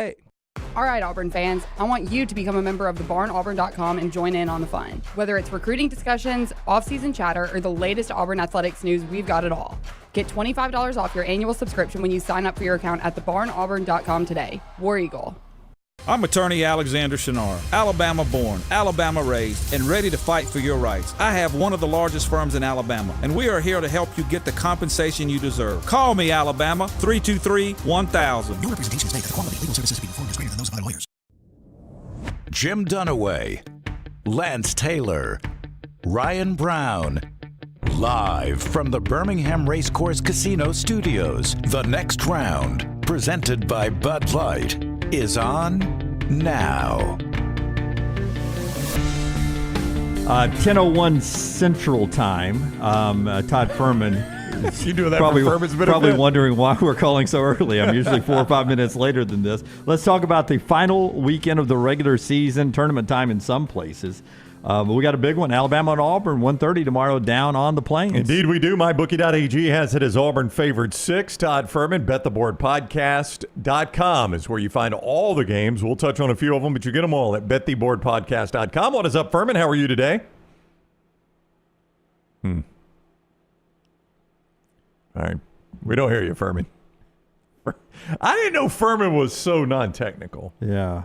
There's a that is a little surprising. Yeah. Is his mic working? Is his? But he's you know, That's he is our audio. Yeah. I mean, I'm obviously not one to talk. Yeah, I didn't know if you were about to throw stones. I was going to jump in there on that. Yeah. If it doesn't work, just call the phone. It's fine. Well, actually, no, it's right. not, Our phones Jim. are fried. Thank you to the lightning bolts. Lightning has killed our phones again. Plural. Keep working, Todd. We're going to keep talking. Keep Todd potted up. It's a laid-back show. Todd, you don't say anything wrong because you'll be live on the air, but as soon as you get that working, just say something. We'll know you're ready to go. What's up, boys? As Fuhrman is jumping in here, UAB wins last night. They beat Florida Atlantic 89-80. It's the 5th straight 20-win season for UAB, the first time in program history. Gene Bartow never did it. Andy has done it now with 5 straight 20-win seasons. And his name is being sort of mentioned around the Florida State job, along with Bucky McMillan and others there. That's just a credit with the job he's done at UAB. I don't think there's any doubt. I do believe that there have been some conversations already had, not that people know about. I'm not saying this is Andy trying to pull the wool over UAB's eyes. I think UAB is aware of this, that Andy has had with Florida State. And I think that if there is interest there, Andy is going to take the job, and I think UAB knows that. And I think they know they can't compete with Florida State money-wise to keep a coach, and I think they know their head coach, if he's given the opportunity, Lance, to coach in the ACC, Not many coaches are going to say no to that. No, look, and that's one of those jobs. You know, we've always waited for Florida State to break through in basketball. And Leonard Hamilton had some really good years, but, you know, I remember years where they were kind of a sexy Final Four pick. I don't think Florida State has ever been to a Final Four, but you look at, you know, players like Sam Cassell and Bob Sir. I mean, you've had some great players there, and that seems like kind of one of those, with the ACC so down in hoops right now, it could be a sleeping giant of a job. Big T in Houston. I've seen this a couple times in the chat that Richard Pitino's name has been mentioned very closely with FSU. Isn't he at New Mexico? Yes. There's always something, Right? yeah, from Minnesota to New Mexico, Yeah, that's a dangerous team in the NCAA tournament. Yeah, we've heard that. There's something about Richard Pitino, right? That I don't. Is it because we call him Richard? Like if it was just Rick Jr. Would do what for him? I don't know. It makes him seem smarmy that he's Richard. Yeah, I can see Richard that. Pitino, and he just looks smarmy. I would go with Richie Pitino.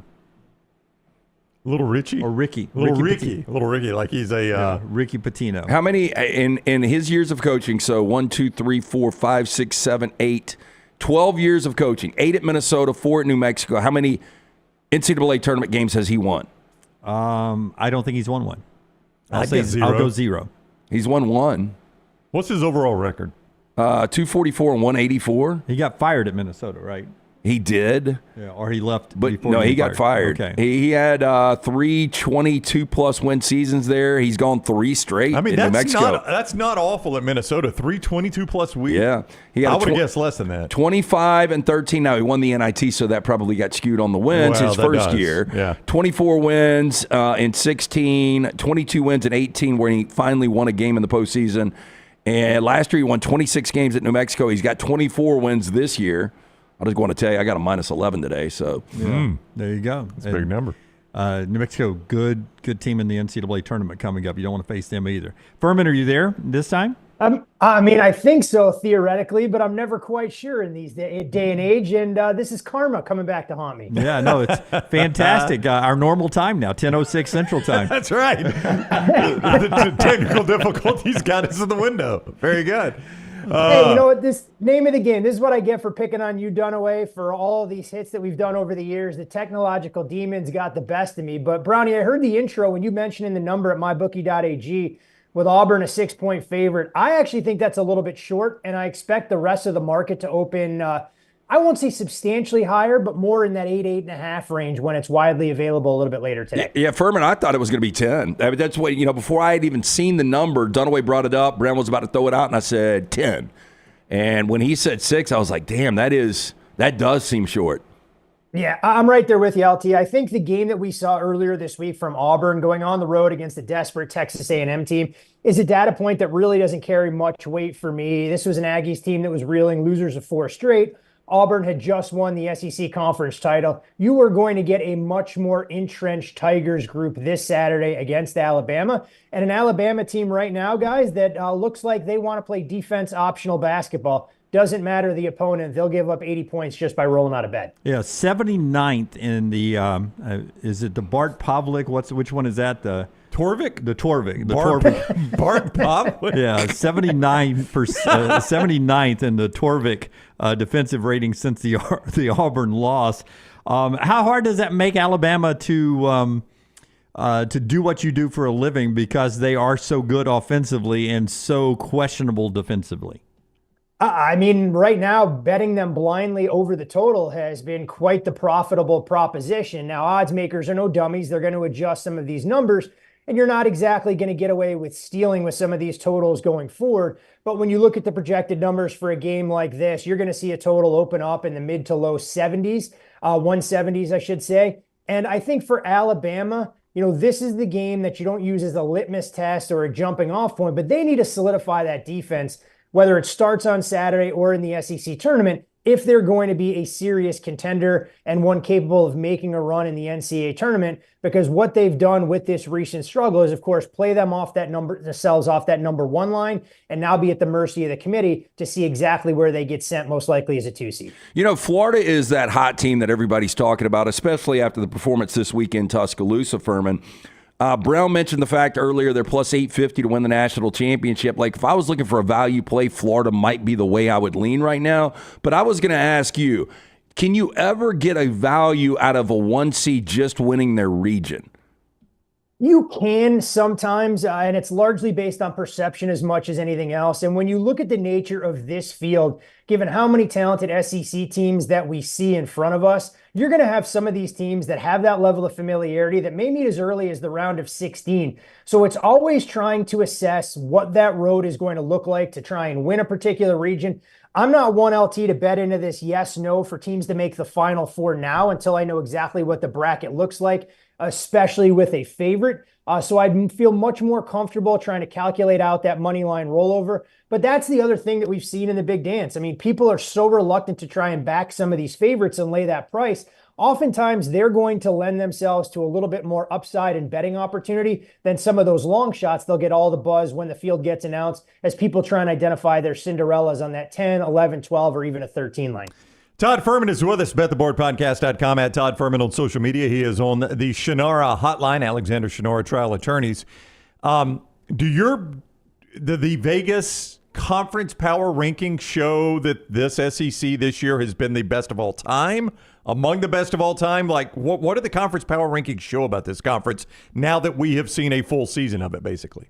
So for me, guys, full disclosure, I don't do a ton of historical overall power ratings, so I don't want to try and say that this is the best league, but just from an eye test standpoint and the amount of teams that are going to be represented in the field of 68, it goes a long way. And it's not like we're talking about a league that has one top team in Auburn and everybody else kind of middling, fighting for spots on that 6 to 10 seed line.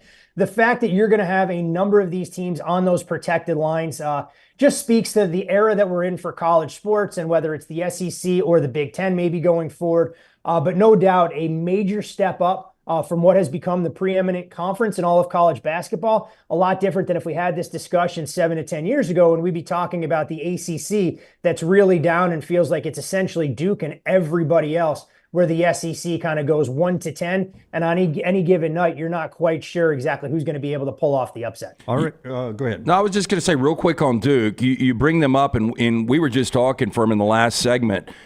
Is Duke going to have a problem based on their average margin of victory? Dunaway went through the numbers. It is insane. They've been just gliding and cruising through the ACC. Do you think we get inflated numbers with Duke once we get to the NCAA tournament, or do you think odds makers take a look at this and say, you know, there's some quality teams outside of the ACC, and these games might get a little more difficult and more tight? It's always one of the big questions there, because you can tell what Duke's power rating is. I mean, they're neck and neck with Auburn. So looking at the margin of victory and the way that they've been able to dispatch largely inferior opponents, I mean, going back to the loss against Clemson, I mean, this team is beating everybody by 18 points or more and essentially has a chance to let the team manager play when they get into the under 4-minute media timeout in that second half. So I think Duke, if they find themselves in a close game, you do begin to wonder about some of their championship mettle. It's a relatively young roster, all things considered. Of course, you have one of the preeminent talents in the game in Cooper Flagg, but at the same time, I do think there's going to be some opportunity to maybe bet against a Duke team early on if you don't believe they're truly battle tested. And there's a realistic possibility that when Duke draws a team hailing from a power conference in that 1-8, 1-9 matchup with 36 hours after their tournament opener, that they may get pushed a little bit more than any ACC team has been able to do on a night in, night out basis. Listen, it's not a true play-in game, but it's definitely a play-out game. Oklahoma and Texas this weekend. They're just on the outside of most outside of most brackets. Oklahoma, Texas. Give me a lean in that game, because it does seem like both these teams have played a little better at times, but still not good enough to be consistent. I mean, wild for us guys to think about an Oklahoma team that has exactly 5 wins in 2025 being legitimately considered for inclusion in the field of 68. Now, I know strength of schedule plays a big role in that, and I do expect Oklahoma to open up right around a 1-possession underdog. On the flip side of things, it's not exactly like Texas has been any better. Just 2-6 over their last 8 games. Did get potentially a game-changing, resume-building overtime win on the road in Starkville, slipping by Mississippi State. But it's always a scary proposition to lay points with a Longhorns team whose offense has kind of let them down. And when you look at the 2 wins that Texas has been able to have since the month of February started, if I back out the LSU game on February 1st, I mean, you have a 4-point win at home against Kentucky. You have a 5-point win on the road at Mississippi State. If the number drifted past 3.5, I'd be very intrigued by backing Oklahoma just because I don't feel comfortable laying points and expecting Texas to win by margin. Todd Fuhrman with us, bettheboardpodcast.com. He's on the Shannara hotline. Bettheboardpodcast.com is where you get all the games. It appears to be, Fuhrman, a must-win for North Carolina. If you believe the bracketologists, they say the Tar Heels are on the outside looking in, so good luck on that. They are a double-digit favorite at home to Duke. How things have changed. Do you give North Carolina any chance of winning this thing?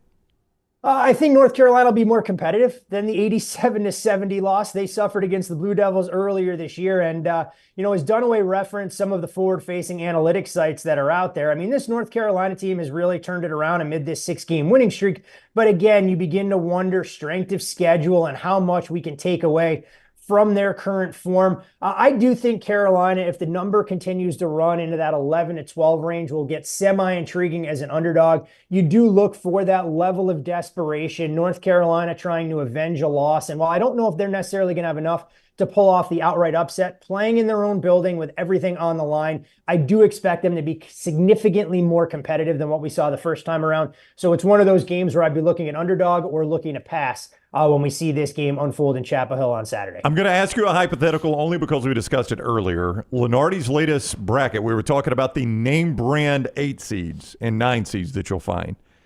So I'm going to read 4 hypothetical games. You give me the one that you would think would be most interesting, okay? Auburn versus 8 seed Kansas, Duke versus 8 seed UConn, Florida versus 8 seed Creighton, or Houston versus 9 seed Gonzaga.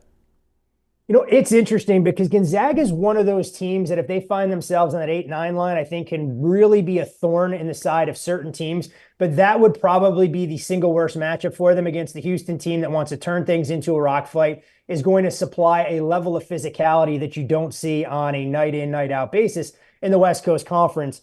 Auburn, Kansas, I think Auburn can punch their ticket to the Sweet 16 if that's the matchup. They should be able to run away and hide in that particular game and win by margin. UConn, a team that, we keep waiting for them to start scratching the ceiling, but I'm not sure that championship pedigree, even if there is some remnants from winning back-to-back titles, is on that roster. I think by default, that's a matchup for Florida that you begin to worry a little bit about because you do have a veteran coach there on the Blue Jays sideline. It's a team that doesn't turn the ball over. They're a group that doesn't foul. And the one thing that we've seen from Florida, they seem to be much more comfortable in Todd Golden's scheme to get up and down the court. Creighton may not afford them that luxury. And if I was picking a live underdog in that particular quartet, if the number was right, Creighton would be the team that I would be most intrigued by. Oh, wow.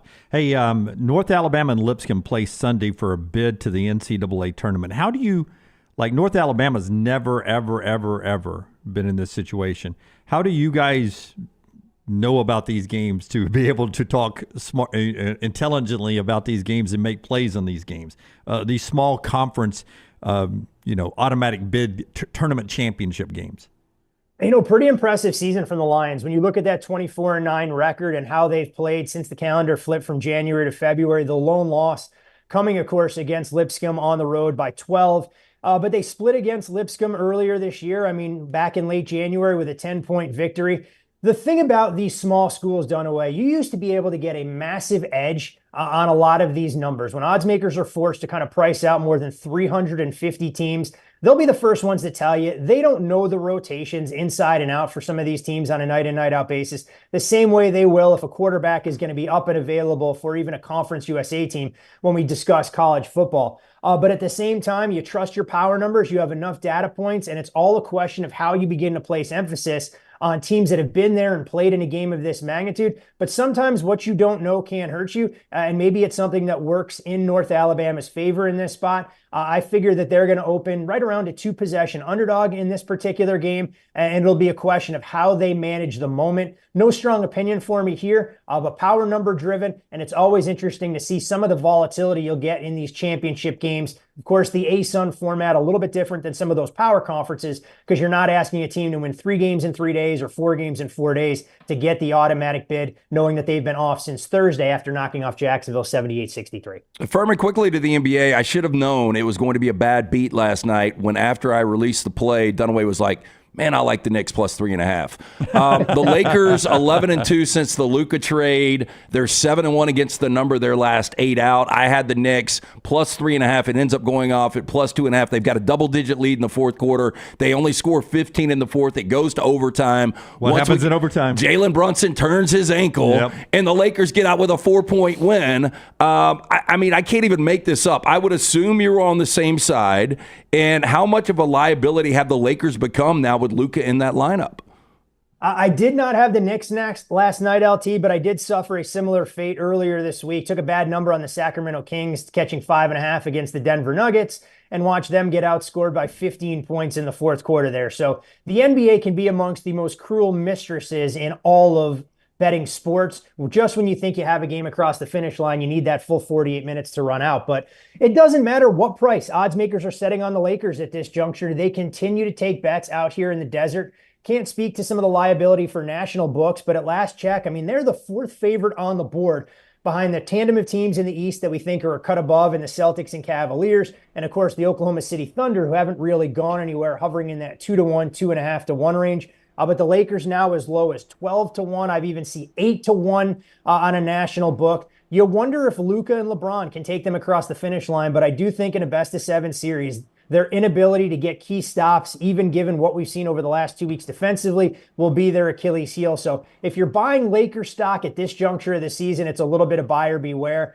I'll make a parallel to college basketball. Not saying they can't go out there and win, but it reminds me a lot of buying in at the top with St. John's, given how well we've seen the Red Storm play too. All right, bettheboardpodcast.com is the website. Bettheboardpodcast.com is where you get all the games from Fuhrman. Also follow him on social media at Todd Fuhrman. He's kind enough to join us with his thoughts every Friday, so go support his work too. At Todd Fuhrman on social media and bettheboardpodcast.com. Subscribe and download to their podcast. Subscribe to and download their podcast. Chase Elliott this weekend in Phoenix. And you know what? I went back to the well with another chase there, figuring that the 19 for Joe Gibbs Racing can be competitive. So have a little bit of a nibble on Chase Briscoe at a longer price, right around that 14-1 range. And I think things could potentially turn around for Ty Gibbs. He finished 3rd here last spring. He's been mired in, I won't even call it mediocrity, but been downright poor form over his last 8 to 10 races. So Ty Gibbs, if you're looking for a long shot in that 25 to 30 range, Dunaway. Chase Briscoe right around 14-1. I'm staying away from Blaney and Bell right now. And hey, one last thing, Brownie. I know last week we talked a little bit about the Wooden Award and how those prices look for Cooper Flagg and Janae Broom.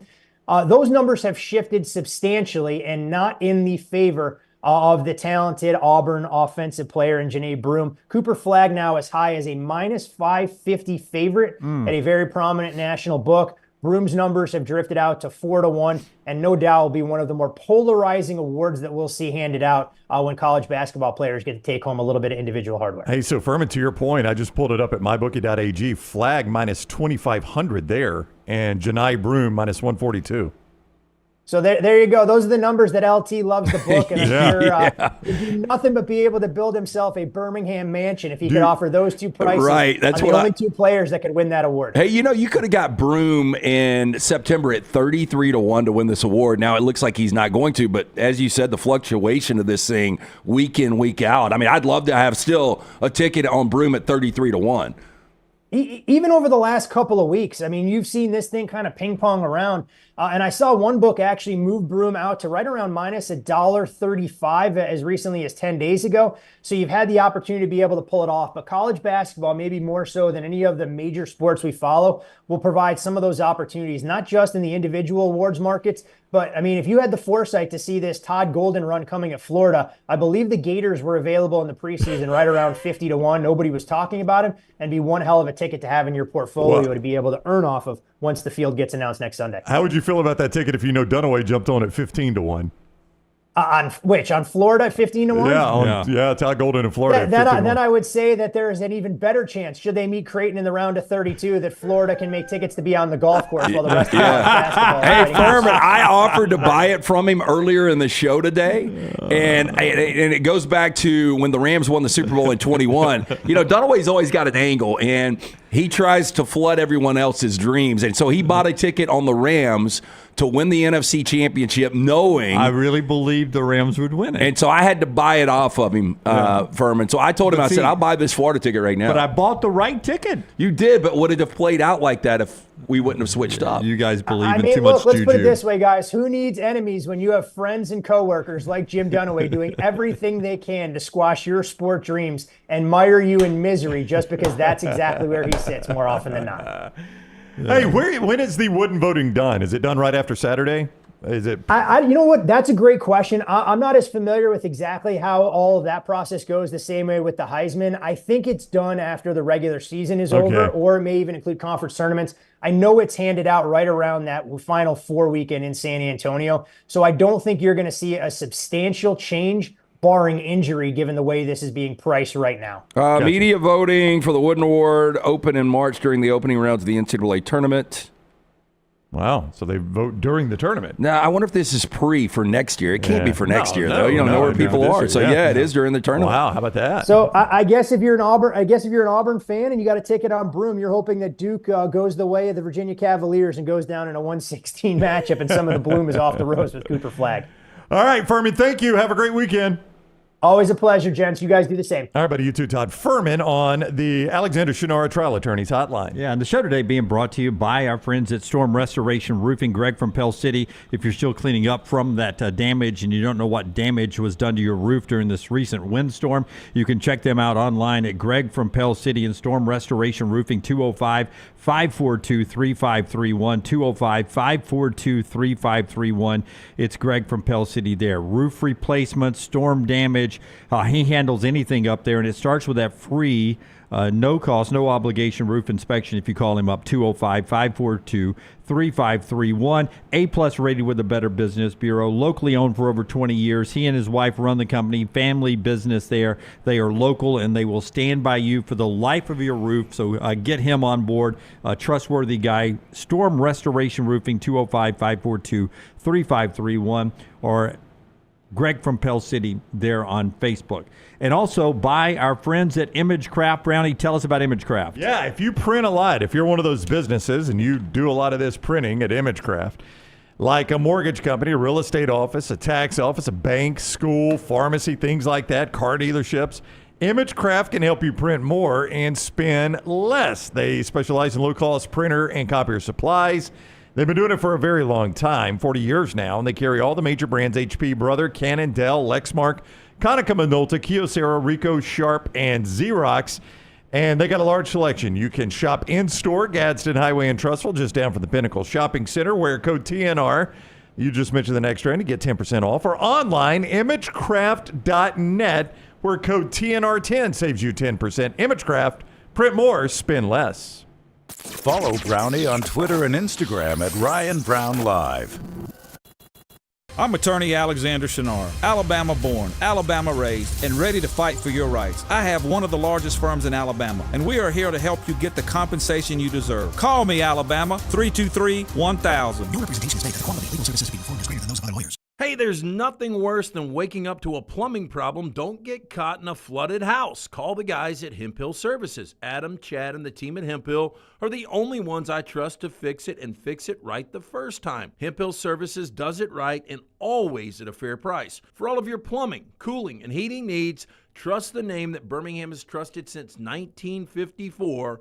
That is Hemp Hill Services. Call now, 205-229-2090. That's 205-229-2090. Storm season is here. Make sure you have a plan of action in place right now. Greg from Pell City and Storm Restoration Roofing should be your first call when storms hit. Insurance companies love working with Storm Restoration Roofing because of Greg Nelson's name and reputation in the industry. When storms hit, call Greg Nelson. He's local, 205-542-3531. He's the home of the free no-cost roof inspection. Greg from Pell City on Facebook, 205-542-3531. It's Storm Restoration Roofing. Twin Peaks is the best in the game. Here, you're in the red zone for every college rivalry and divisional matchup all season long. I mean, where else are the scenic views as good as your view of the game? Only at Twin Peaks, the #1 sports bar. It's time to pull the trigger on the Next Round merch that you've been eyeing. We know there's a lot to choose from at nextround.store, so here's a few of our favorite picks. If you want to match LT and Brown, go with a TNR logo hoodie and throw in one of Dunaway's favorite hats. Any of them will do. The Backroom's go-to is the classic logo t-shirt, while my personal favorite is the light blue TNR crew neck. All of these items can be found at nextround.store and are EG approved. Rest assured, your order will be packed with lots of love from us here at the Next Round.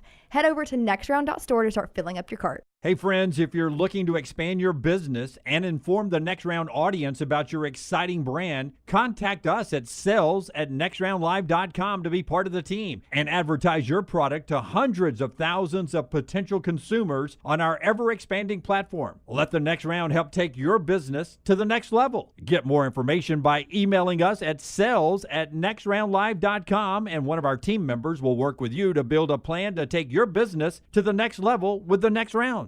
Since you listened to my last message so well and got rid of those cargo shorts and stained t-shirts, it's time to replace them with Rowback.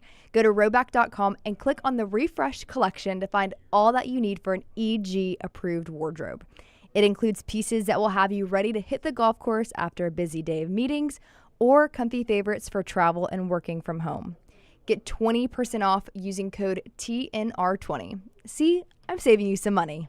Stop by the New York Butcher Shop and pick up the finest in certified Angus prime beef steaks and burgers, premium pork chops, ribs, and all-natural chicken cut to order just for you.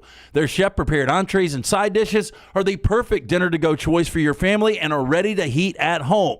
With a great selection of fine wines and desserts, the New York Butcher Shop is your one-stop dinner shop. 2 locations to serve you, Cahaba Heights and on Highway 119 in Greystone. The New York Butcher Shop. Rare quality, well-done service. I'm attorney Alexander Shinar, Alabama born, Alabama raised, and ready to fight for your rights. I have one of the largest firms in Alabama, and we are here to help you get the compensation you deserve. Call me, Alabama, 323-1000. Your representation is made that the quality of legal services being performed is greater than those of other lawyers.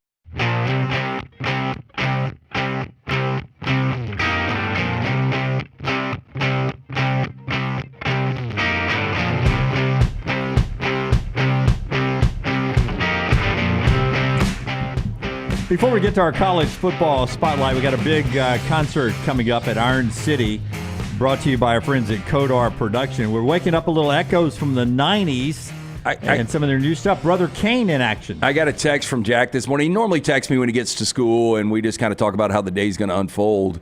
And he sent me a screenshot, and he was like, "You notice what I'm listening to?" Was it Brother Kane? Got no shame because he loves the Topper Price. He was like, Topper Price ripping that harmonica. Ripping. Kodar Productions in Iron City present Brother Kane, one night only, Saturday, March 15 at Iron City. Birmingham's own Brother Kane with special guests Cage Willis and Miles Morgan, Saturday, March 15th. Tickets available at ironcitybham.com. The College Football Spotlight is presented by our man Alexander Shinar, the Shinar Spotlight. His trial attorney is a national firm with southern roots right here in Birmingham. 24 years. The firm has grown to more than 150 lawyers, supported by more than 500 dedicated team members, and they've recovered more than $2 billion. The firm now handles not only any personal injury claim, but claims for fire and storm damage, bad drug and device claims, disability, workers' compensation, and a host of other claims. If you need yourself an attorney, Alexander Shinar, trial attorney. Usually best quarterbacks make the playoffs, right? Good quarterbacks usually get your team to the playoffs. Tom Fornelli, not always. That's what we're about to do here. Tom Fornelli's top 10 quarterback list going into this year in college football. I'm going to read you the list. You tell me playoff team or not, okay? These are the 10 best quarterbacks according to Fornelli. He puts Arch Manning number 1. Yes. Texas playoff team. Yes. Again, I'm not buying into the Arch hype as much as others, but he's going to be as good. A lot of people believe better than Quinn Ewers, and the supporting cast and that schedule for Texas. Texas will be in the college football playoff. So we're 1 for 1. Brownie, you agree with that, right? Yes. Boy, can you imagine first year if Arch Manning's your starting quarterback and you don't go? Yeah, I mean, that's stunning. And especially with their schedule. Well, and especially with Sark, and I asked Chip and Zay this yesterday, does anybody really bring up first and goal at the 1? Arch Manning never even got into the game. And those play calls that ultimately cost you the game, and the margin of victory much different than what it should have been. But he was like, man, really, nobody ever brings that up. They'll bring it up if they don't make the college football playoff next year. How do they not bring it up? We were not involved in the game. We bring it up all the time. Because they remember the Tom Herman and the Charlie Strong days. Oh, it was stupid. It was awful. Number 2 on Fornelli's list at CBSSports.com, Cade Klubnik Clemson. Clemson, playoff team or not? They are a playoff team. If they don't win the ACC next year, they won the ACC this year and they weren't that good. They're going to be better next year. I would be really surprised if Clemson is not back in the college football playoff. They should be a playoff team, but it took Mario Cristobal throwing up all over his coaching cleats to get them in the playoffs this year. It got them into the ACC game, which got them into the playoffs. Yeah, so, I mean, they should have been this past season, too, and they were not. Ironically, go ahead. I was going to say they avoid Miami, but they do open with LSU. We've talked about that game before. They've got to go to Louisville and to South Carolina, so they do have difficult games on the schedule. Louisville sneaky good this year. Number 3, Carson Beck. Miami, playoff team or not? Again, they were a better quarterback with Cam Ward last year and couldn't find the playoffs, so I would say not. Who's the head coach? Mario Cristobal. Yeah, there you go. Ain't happening. The same guy that threw up all over the field to get Clemson in. Okay, so that's our first no playoff there. So there's one of the 10 from Fornelli. Number 4, Drew Aller, Penn State. Yes. Yeah. Schedule's too easy. I would say, 13 wins last year. Not only did they get there, they get a really good draw. They win multiple games. And you look at the out-of-conference this year, Nevada, Florida International, Villanova. I mean, we found James Franklin's nirvana. All he's got to do is win 10 games a year to get in the playoffs. He'll be in the playoffs all the time. Well, there's no problem with them winning 10 games. And look, they've got Oregon at home. I think they'll be a slight favorite there in late September. And they got Ohio State. They've got to go to Ohio State, probably the only spot they're a dog in. So, if they don't go better, 10-2 or better, I think it's going to be a massive disappointment. So I would say yes, playoff team. The last 6 much more difficult than the first 4, I think. Number 5 on Fornelli's list, best quarterbacks going into spring, Sam Levitt, Arizona State. That's a no. That's a no. They're not going to catch lightning in the bottle. Yeah, Scattaboo gone. And they're not going to sneak up on anybody. I still don't know how they won 11 games last year. Great story for Kenny Dillingham, but they are not a playoff team next year. Number 6 on this list is Garrett Nussmeier, LSU. I think they are. I think they should be. What I don't want is everybody to jump on LSU's bandwagon because that never works out. Yeah, but they will, though. They will. I don't know if they will. There's so many people that are anti-Brian Kelly, and I think there's so many people pulling against Brian Kelly and wanting Brian Kelly to get fired for whatever reason. But I think LSU is going to play with a chip on their shoulder, and a lot of that is we'll see week 1 against Clemson. If they can get over that hump. Yeah. Winning that that opening game, which Brian Kelly is yet to do. But he LSU. is bad in those situations. I think LSU as a team is 0-4 in the last 4 in the so. Yeah. But do we all agree playoff team? I think they're a playoff team. I'm I think borderline. By the They time, should be. By the time we get to the SEC Media Days, Texas, Georgia, LSU will be almost a unanimous thought to be 3 of the 4 SEC playoff teams, and the 4th will be up for debate with the others. Still including number 7, Lenore Sellers in South Carolina. No. I don't think so either. Yeah, I was just going to say one more point on LSU. Hard to believe in year 3 of Brian Kelly that they weren't even ranked at the end of last season. It is. Schedule just too tough for South Carolina. Sellers is good enough to get a team there. It's too big of a climb. And much like Arizona State, they're not going to sneak up on anyone after the way they closed last year. You brought it up earlier. Sawyer Robertson, Baylor, number 8 on this list. Okay, so one team is going to win the Big 12. I'm not going to say it's Baylor. Would it completely shock me? No, but I would be very surprised if they make a college football playoff. I would go no with Baylor. Because I think BYU is that team. Auburn's opener on Friday night is against a top 10 quarterback, according to Tom Fornelli. He's very good. Also in that same league, Rocco Beck, Iowa State. I don't see him as a top 10 quarterback. I mean, they were a game away from the playoffs last year. I mean, if they just beat Arizona State, they are in. And I do think Rocco Beck's better than maybe you think. If you say you don't think he's a top 10. I think he would be starting for Alabama this year. He would be. He would not. He would be. He's not as good as Keelan Russell. Ultimately, Rocco Beck right now 1,000% would start for Alabama. It's a good hypothetical. We'll never know. You think he throws the ball good enough to quarterback in the Kalen DeBoer offense? I say no. Okay. Well, that's part of the problem now. He was under 60% as a passer. But dude, the guy is tough as nails, does so many other things, all the intangibles. I can take you down to U.S. Steel and find people tough as nails. Okay. How good was Iowa State's? How good was their offensive line, the receivers last year? Rocco Beck's a hell of a player. And he did run for 318 yards, to Lance's point. Yeah, I don't think Kalen wants a running quarterback again. 60%. Number 10 on this list, final one of the list, is DJ Lagway at Florida. Schedule's too tough to be a playoff team. It is a tough schedule. It's not going to stun me if they're in the playoffs. Boy, it would stun me. It would stun you? Yeah, Yes. I've got a feeling the more I absorb this, and I think it was a great job by Billy Napier, but I go back to Neil Brown. We talked about him yesterday or 2 days ago joining this Texas staff. You know, he was able to play his way out of getting fired, and then the very next year it collapsed on him. I think that's probably going to happen with this schedule to Billy Napier. You hope not if you're a Gator fan, but with this schedule, tough. just getting back to a bowl game would be another success. Yeah, I mean, there it is right there. Like, I mean, look at that stretch where they play at LSU, at Miami, bye week, host Texas, at Texas A&M. That is a brutal. Yeah, I was going to say there's stretch. a good chance they're 2-4 middle of October. Your season is over at that point, and you've still got Georgia coming. And up. you're not that bad a team. I mean, they could be 2-4 and not be that bad a team. 100%. Quarterbacks not in the top 10 from Ohio State, from Oregon, from Michigan, from Alabama, from Auburn. I mean, But you know what the consistent thread there is? All new guys. Well, it's guys that have such a high ceiling. Most of those guys, 5-star guys, including Dante Moore and Jackson Arnold. We just haven't seen them. You know, there's just not a big enough sample size yet for those guys. All of them have a ton of potential. One of those guys or multiple of those guys will get in the college football playoff, though. Yeah, and I believe by the end of the year, Fornelli's list would include the quarterback from Alabama, the quarterback from Auburn, the quarterback from Ohio State, the quarterback from Oregon. They're just not mentioned here yet. So you're saying Rocco Beck will be off that list? Rocco Beck will be off this list. Sawyer I hope he wins Robertson the Heisman. Sawyer Robertson will be off this list. Sam Levitt will probably be off that list. Rocco Beck wins the Heisman. That's our spotlight brought to you by our friends at Shannara. Shannara Trial Attorneys, Alexander Shannara Trial Attorneys. You could see more at Shannara.com. When you're in need of an attorney, you pay nothing unless they win your case. It's Shannara Trial Attorneys. Yeah, and also our friends at Odie's, where earlier this week LT was out there, or some people in the room call you Uncle LT, was out there today with a little trivia. We got live music happening this weekend. Yes, live music tonight, tomorrow night, both locations. Newest location in Edgewood, the original location in Crestline. Fantastic food from the award-winning wings, delicious burgers, great sandwiches like that Diablo sandwich, ice-cold beer buckets full of the Bud Light. Get in, see Will Haver and that great staff. Birmingham institution, it's Odie's Tavern. And you got family in the room I do, here. yeah. My older brother, his wife, his kids, hanging out in studio. Went to a nice dinner last night.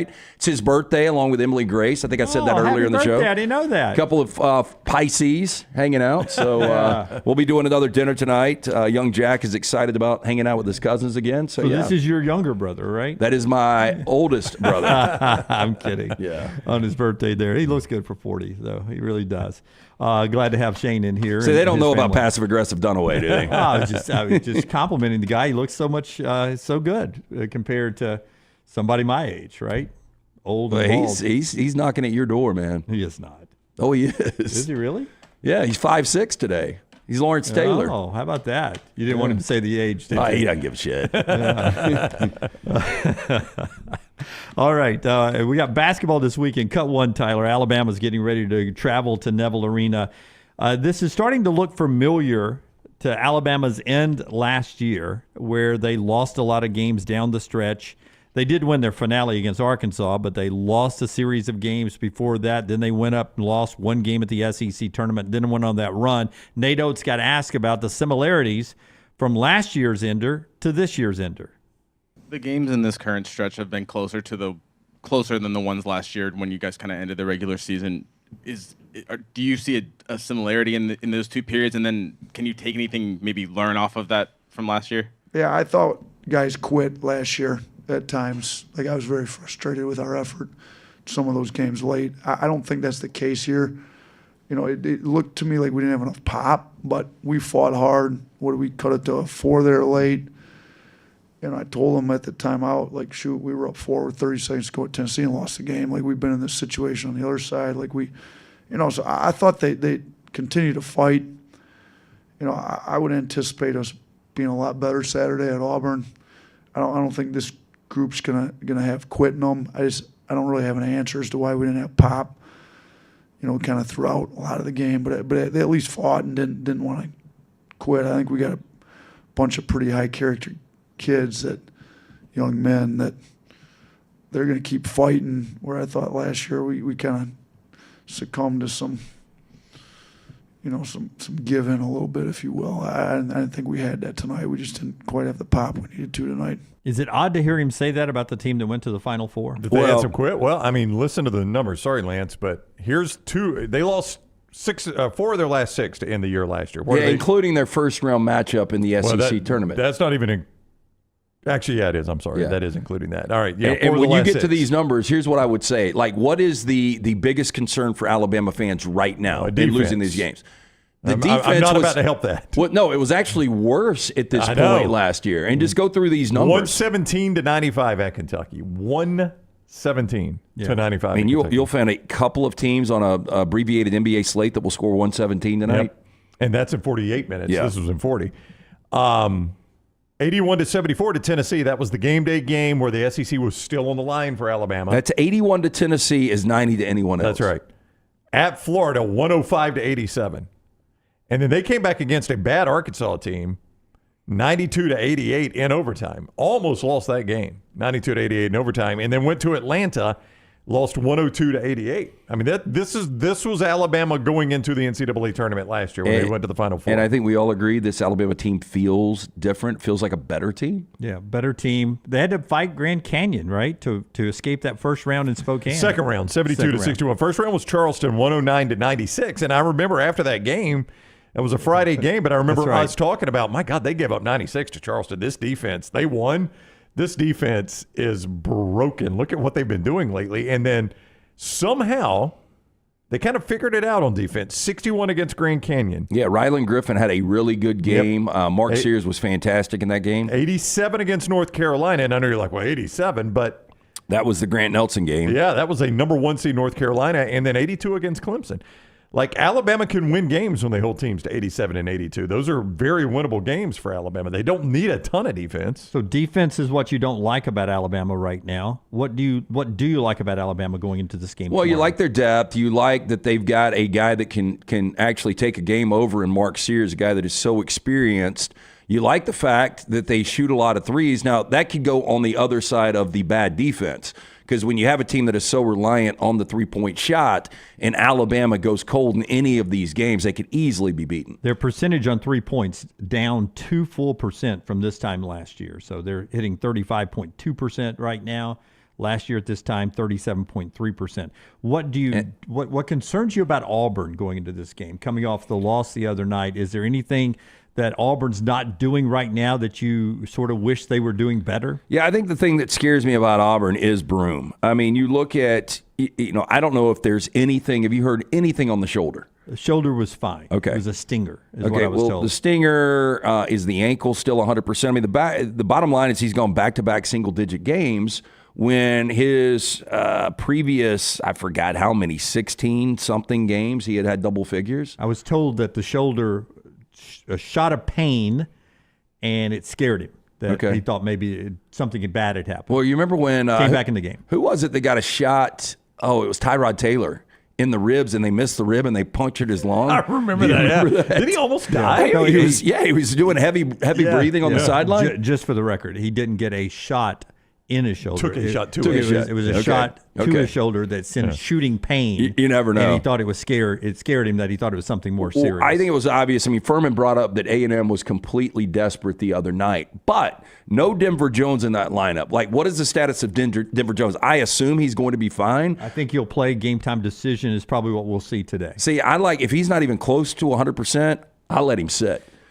Because that guy, he was the difference in the first meeting. What he did to Alabama's backcourt was just I get it, but how important is this game compared to what you're about to roll into March? And he is that shutdown defender. He is a guy that can bring offense. And without him, you have to manipulate that starting lineup. When you brought Pettiford in to start, it completely threw that rotation out of whack, in my opinion. I think Pettiford is a guy that was very comfortable coming off the bench, was very comfortable in his role as a non-starter.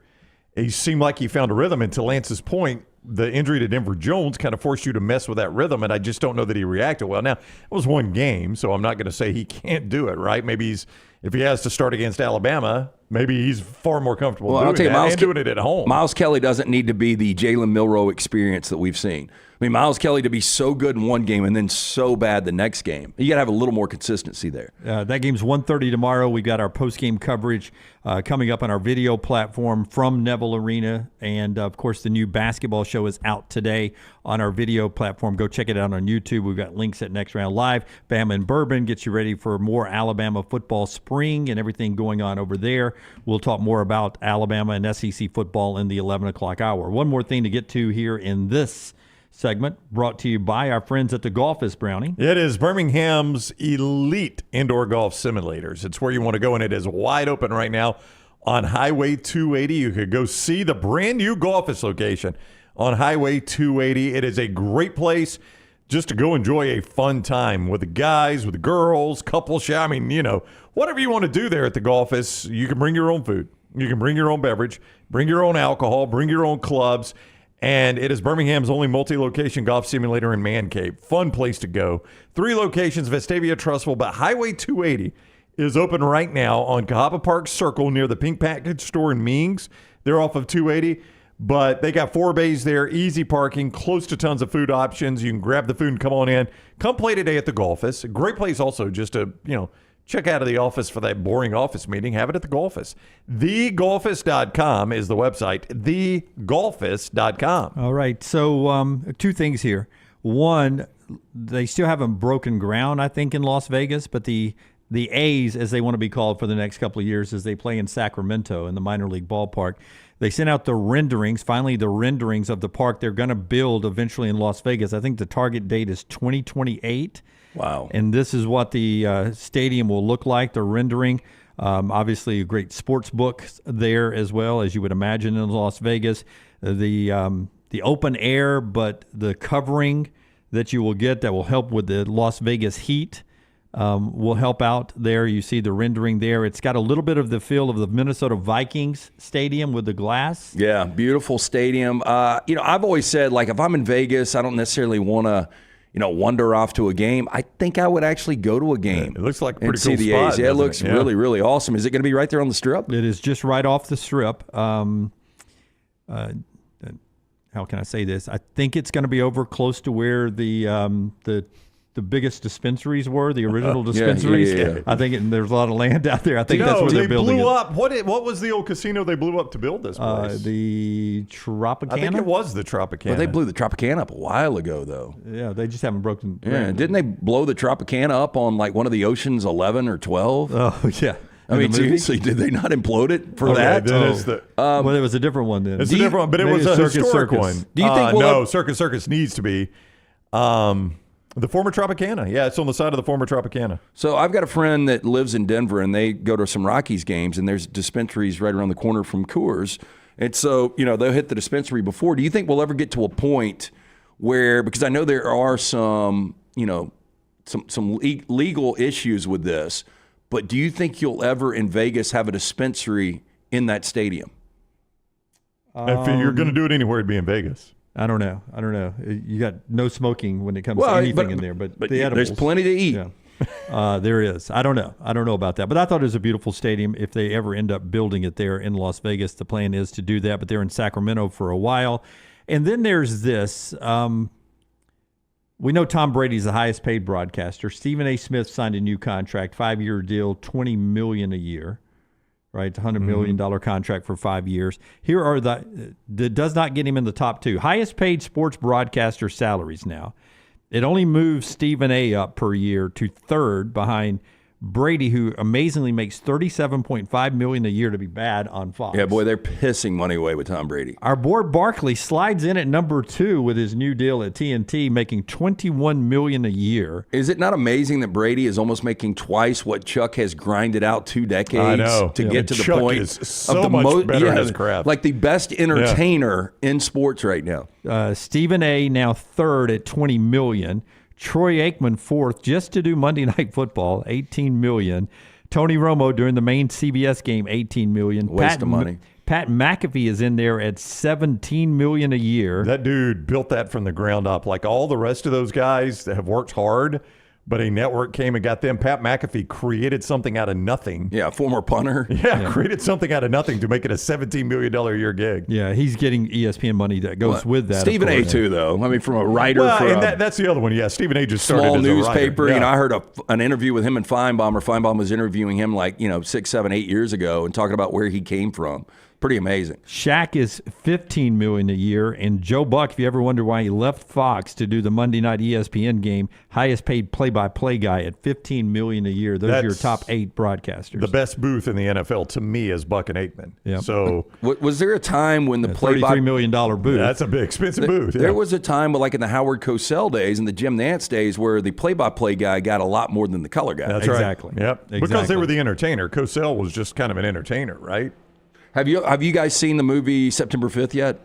I have not. No. It's about the Munich Olympics. I mean, it does look good. It is like I think anybody could watch it not knowing the story or really care about sports. There's such a human element to it, and it's so intense. Do you agree, Tyler? Yeah, it was very intense, and I really like how they included the old archival footage of and Peter Jennings and everybody. The Howard Cosell, I think it's probably what put him on the map. I mean, you guys. Jim McKay is what put Jim McKay. Absolutely. Made him a household name. But Howard Cosell running and describing the action and being so colorful with it in that literally life and death situation.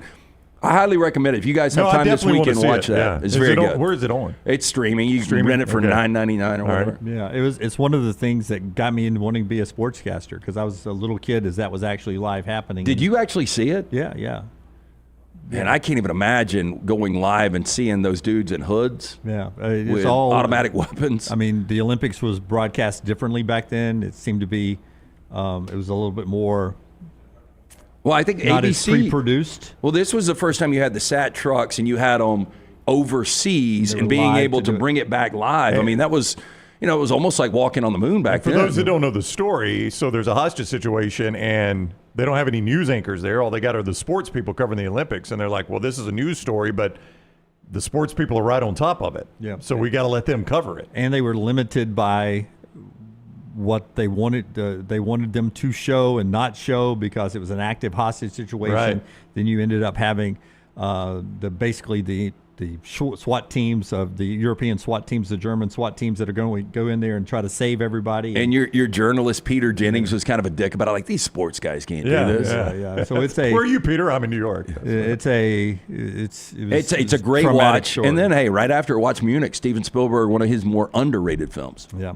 One more thing before we get to the top of the hour. Texas A&M has signed earlier this week the largest multimedia rights deal in college athletics ever. Playfly Sports will take over what Learfield Broadcasting does for Texas A&M.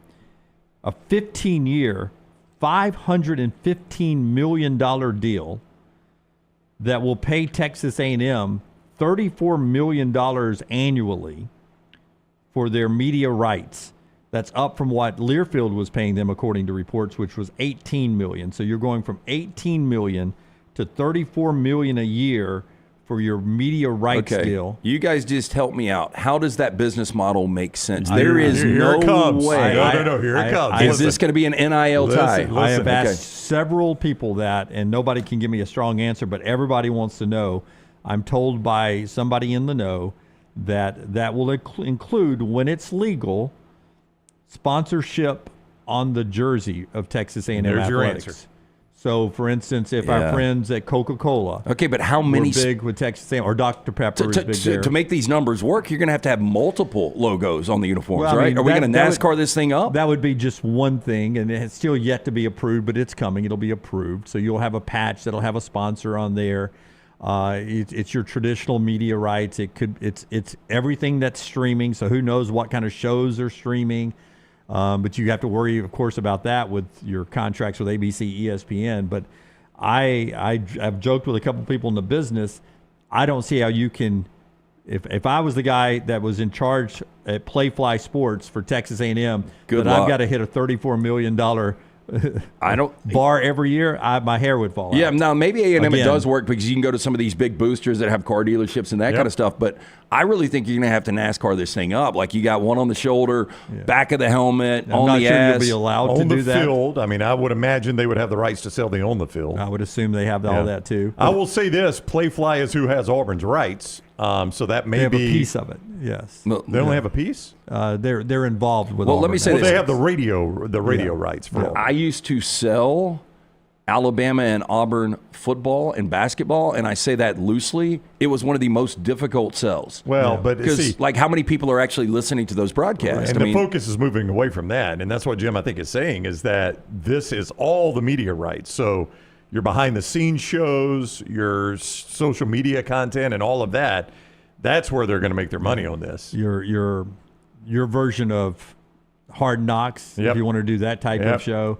I just wonder, like the Texas A&M brand, and I know you got a lot of business people, big money people that would pay to cover all this, but as far as the entertainment value, I mean, at least right now, isn't Alabama a bigger brand than Texas A&M? It is. Oh yeah, a brand name. So if I'm just looking for an entertainment value to draw eyeballs, Alabama seems like it should be getting a deal like this, or Georgia. Everybody's going to want one now. Yeah, that's right. That's right. And I wouldn't want to be the people at Learfield right now who's got to stay in business by coming back saying, no, we want to keep you, Alabama. So we've got to somehow give you $34 million instead of whatever. I couldn't sell the $100,000 package last year, but now the package is $225,000. That's I'm right. supposed to sell it. But you get a patch on the jersey, baby. Yeah, maybe one day. Interesting times. All right, when we come back to the big games this weekend, back to college football. We'll hear from Ryan Grubb on his commitment to the run game at Alabama. That is still to come on the show today. That is being brought to you by our friends at Hemphill. Hemphill Services, a name Birmingham's trusted since the 1950s. Hard to stop a train. Since 1954, whether you experience plumbing, heating, or cooling issues in your home or business, our friends Adam, Chad, Andrew, they are on standby, ready to serve you. Make sure you tell them the next round sits you. 205-229-2090 or hemphillservices.com. Follow Dunaway on Twitter and Instagram at Jim Dunaway. I'm attorney Alexander Shinar, Alabama born, Alabama raised, and ready to fight for your rights. I have one of the largest firms in Alabama, and we are here to help you get the compensation you deserve. Call me, Alabama, 323-1000. No representation is made that the quality of legal services being performed is greater than those of other lawyers. Stop by the New York Butcher Shop and pick up the finest in certified Angus prime beef steaks and burgers, premium pork chops, ribs, and all-natural chicken cut to order just for you. Their chef-prepared entrees and side dishes are the perfect dinner-to-go choice for your family and are ready to heat at home.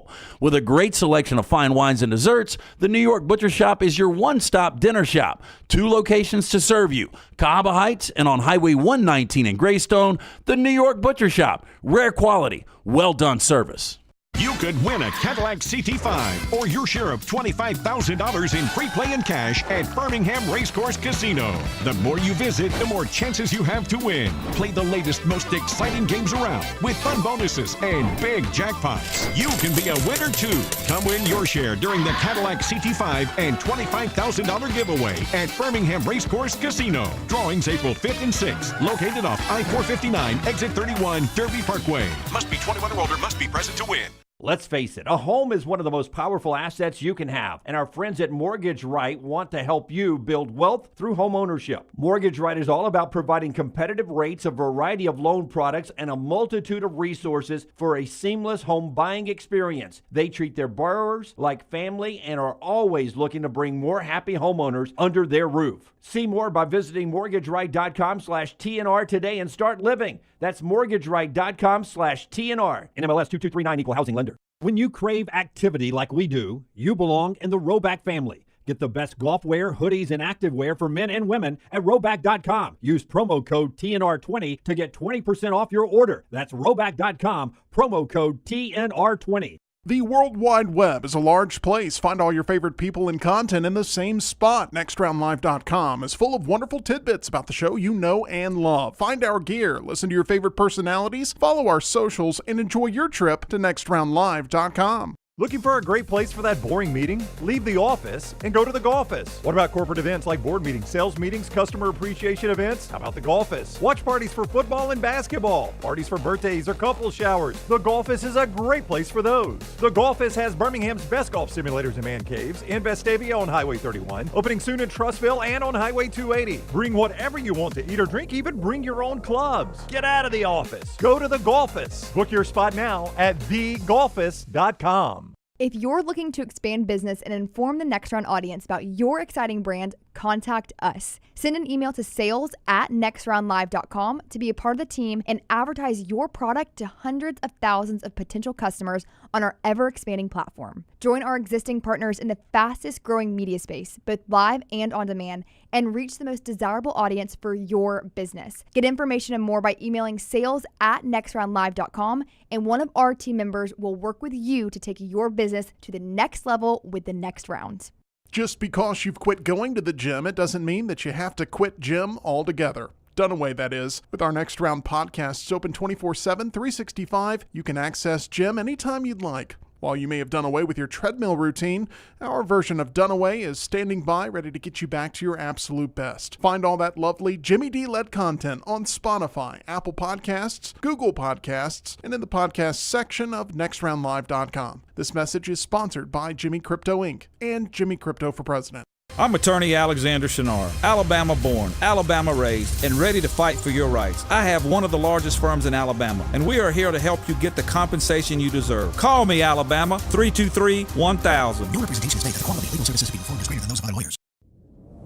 Jim Dunaway, Lance Taylor, Ryan Brown. Live from the Birmingham Racecourse Casino Studios, the Next Round, presented by Bud Light, is on now. Final hour of the show brought to you by our friends at Champy's World Famous Fried Chicken. More on Auburn and Baylor, that Friday night game coming up in a moment. There's another game that's been moved in college football earlier this week. Nothing breaking there. But breaking on the Georgia coaching front from yesterday that I want to get to. But Champy's Chicken will keep you on top of your game with lunch, dinner, great to-go food, great picnic. It's about to be great picnicking weather next week. Next week, we're going to get into the 80s. Heck yeah. For the first time. And the time changes on Sunday. I mean, Jim, what you trying to do to me? So Sunday, you'll have extended sunlight. Champy's Chicken for that tailgating. Two big breasts, the great sides, all the wonderful stuff that Sterling serves up for you there. Brined overnight, cooked to order, piping hot. It's Highway 119 in Alabaster. Go check it out. Champy's World Famous Fried Chicken, champyschicken.com. Say hi to Sterling for us when you're by there and enjoy that great food on Highway 119 in Alabaster. By the way, time changing. I saw the President of the United States get asked about you're signing a lot of orders, executive orders, and changing some rules. Right. What about keeping the sun out this time when we change, not going back? His quote, paraphrasing his comment there, was, "It is a 50-50 thing, and I don't like doing 50-50 things." It's not. Basically, that's what he was saying, was that half the people want it, half of them don't. He goes, it's not exactly 50-50. But a little bit more people want the more sunlight, but he says that a lot of people don't want to take their kids to school in the dark, and he says it's a split issue in America, and he's got too many other things to worry about. Do you guys believe that? That's what he says. I believe. I don't know. Says. I mean, you can't get, obviously, 100% of people to agree on anything. I don't know what percentage you would need. No, but I would say 3 out of 4 want more sunlight. It's like 3 out of 4 would rather have heat than cold, right? I just know it's exciting in my house. My little one's pumped about it because she gets more time to play in the afternoon outside. Yeah. I'm pumped about it because I get more time to play golf in the afternoon outside. No, the dogs are pumped about it because they get to stay at the park longer. My wife's probably pumped about it because I'll be at the golf course and my little one will be outside playing and she'll have a nice quiet house. By the way, Chili started a 6-dog brawl yesterday at the park. It's stunning. Yeah. I like the way you admit, though, at least Chili started it. Well, I got the call from Maddie. I'm on my way home. Yeah. Your dog has started another brawl at the dog park. Key word of that sentence. No, yeah, well, that was a key word of that sentence was another. Hey, you know those... Your being the other key word. Your dog. You saw those collapsible bags out in the lobby? They're zipped up from our friends at New York Butcher Shop. Well, it's a little gift bag, and in there is one of those great loaves of the banana nut bread. And Chili was able, en route just to the dog park, which is a 5-minute commute, to open the zipper somehow and eat the entire loaf of banana bread. 2 things. Mm-hmm. One, I'd heard the story once already from someone else. And two, the first time I heard the story, wasn't surprised. Nope, not at all. At all. Well, you know, the retelling didn't surprise you either. My surprise was it was only one. Well, Maddie's solution is you need to get rid of the dog. She's been rehomed 3 times. Like, I'm afraid if I give her up, somebody's just going to, send her to the old farm. Here's the thing, Tyler. If Genesis 1 occurred today, instead of Satan being a snake, it'd be one of Lance's dogs 100%. It comes up to Eve and like, why don't we eat these apples on the tree? Oh, they're too sweet.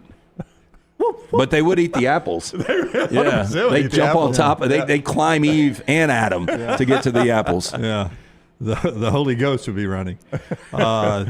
So we got this Auburn Friday night game now, of which I'm excited. But I, much like extended daylight, I'm excited about that on Sunday. But I would imagine there are some people not happy about this. Who would not be happy about this Friday night game? High school coaches, even here in our state, even though it's a road game, not a lot of people going to Jordan-Hare. The game's in Waco. But what will happen in our state? Oh, well, people will stay home. People will stay home. I mean, 30% of the high school players probably have a parent or parents or brothers and sisters that are Auburn fans. Oh, 30. It's closer to 50, probably. It's a 50-50 split. It is Auburn, not a Alabama. 50-50 split. I love our percentages in this. I know segment. You try to be balanced now because you don't want to be Jimmy Bama. It's No, not even close I don't to a 50-50. try to be balanced. I am Jimmy Bama, but the world has changed. It's not even close to a 50-50 split. I would say 55-45. I sell this. We pull up the demographics, the numbers. It's not even close to 50-50. With that said, let's say it's 30%. That is a massive number of family that, look, they want to watch their kid and their brother and their nephew play football, but they don't want to give up an Auburn game. You only get 12 of them. Well, the Alabama fans are going to stay home and cheer for Baylor. There's no doubt. So you're missing out on the gate. No, you're going to get a lot of Thursday night high school games. Out of this. Well, you should, but you're going to get a lot of this in the stands too. I mean, my daughter was on dance line, so we had to go to a lot of high school football games, and I always had my phone on watching the game. The college game, because ESPN's done a pretty good job of giving you Friday night college games. But you'll get a lot of Thursday night high school games out of this. You ask who's upset. I'll tell you one group that's upset about this is the Southeastern Conference. They don't like this. The SEC doesn't like it. The SEC does not like this. Greg Sankey has been very vocal about protecting high school football on Friday nights. I mean, I think he is wise. A couple things. Number one, to understand that most fans want their game on Saturday. I don't know most any fan base. It's like, what I'd like is more Friday night college games. Yeah, and you would rather have a Thursday standalone than a Friday. So most fans want their games on Saturday, number one. So Greg Sankey realizes, and the powers that be at the SEC realize, our fans want on-campus Saturday games as much as possible. Number two, I think he realizes in the SEC footprint how big high school football is. And like I said earlier, as much as colleges get upset about the NFL trampling their turf, like the NFL's taking over Black Friday now. When you sign, and I mean, you'll never get that back. When you sign a home and home, I know this is Big 12, it's their television rights, but could there not be a stipulation this game's got to be played on a Saturday? You can put that in there, but TV usually prevents you from putting that kind of stuff in there. Moving forward, I mean, look, the SEC swings a big enough stick. I mean, what would happen if Auburn was like, we're not playing a Saturday game? Yeah. A Saturday game? Or, excuse me, a Friday night game. Yeah, well, then you would have to get out of this Baylor contract because they're the home team, so it's Fox or ESPN that gets to call the shot. Well, if the SEC... if the SEC's upset about it, I bet this ends up being a Fox game, right? Well, the SEC and ESPN are business partners, so you would think. But if the SEC is truly upset, hey, look, we're going to help Auburn pay to get out of this game. We're going to show we're not playing any Friday night games. I don't know if it goes that far. Yeah, but now you're spending, if I'm LSU, Alabama, Tennessee, now you're spending 1/16 of my money to help Auburn buy out of this game. You suck it up and go play on a Friday night. Yeah, but you could say this is for the future benefit of the conference. We don't want you guys in the situation where you're playing a Friday night game. I just... as a consumer who doesn't have to go to high school football games or get to go to high school football games anymore, I like having it on Friday night.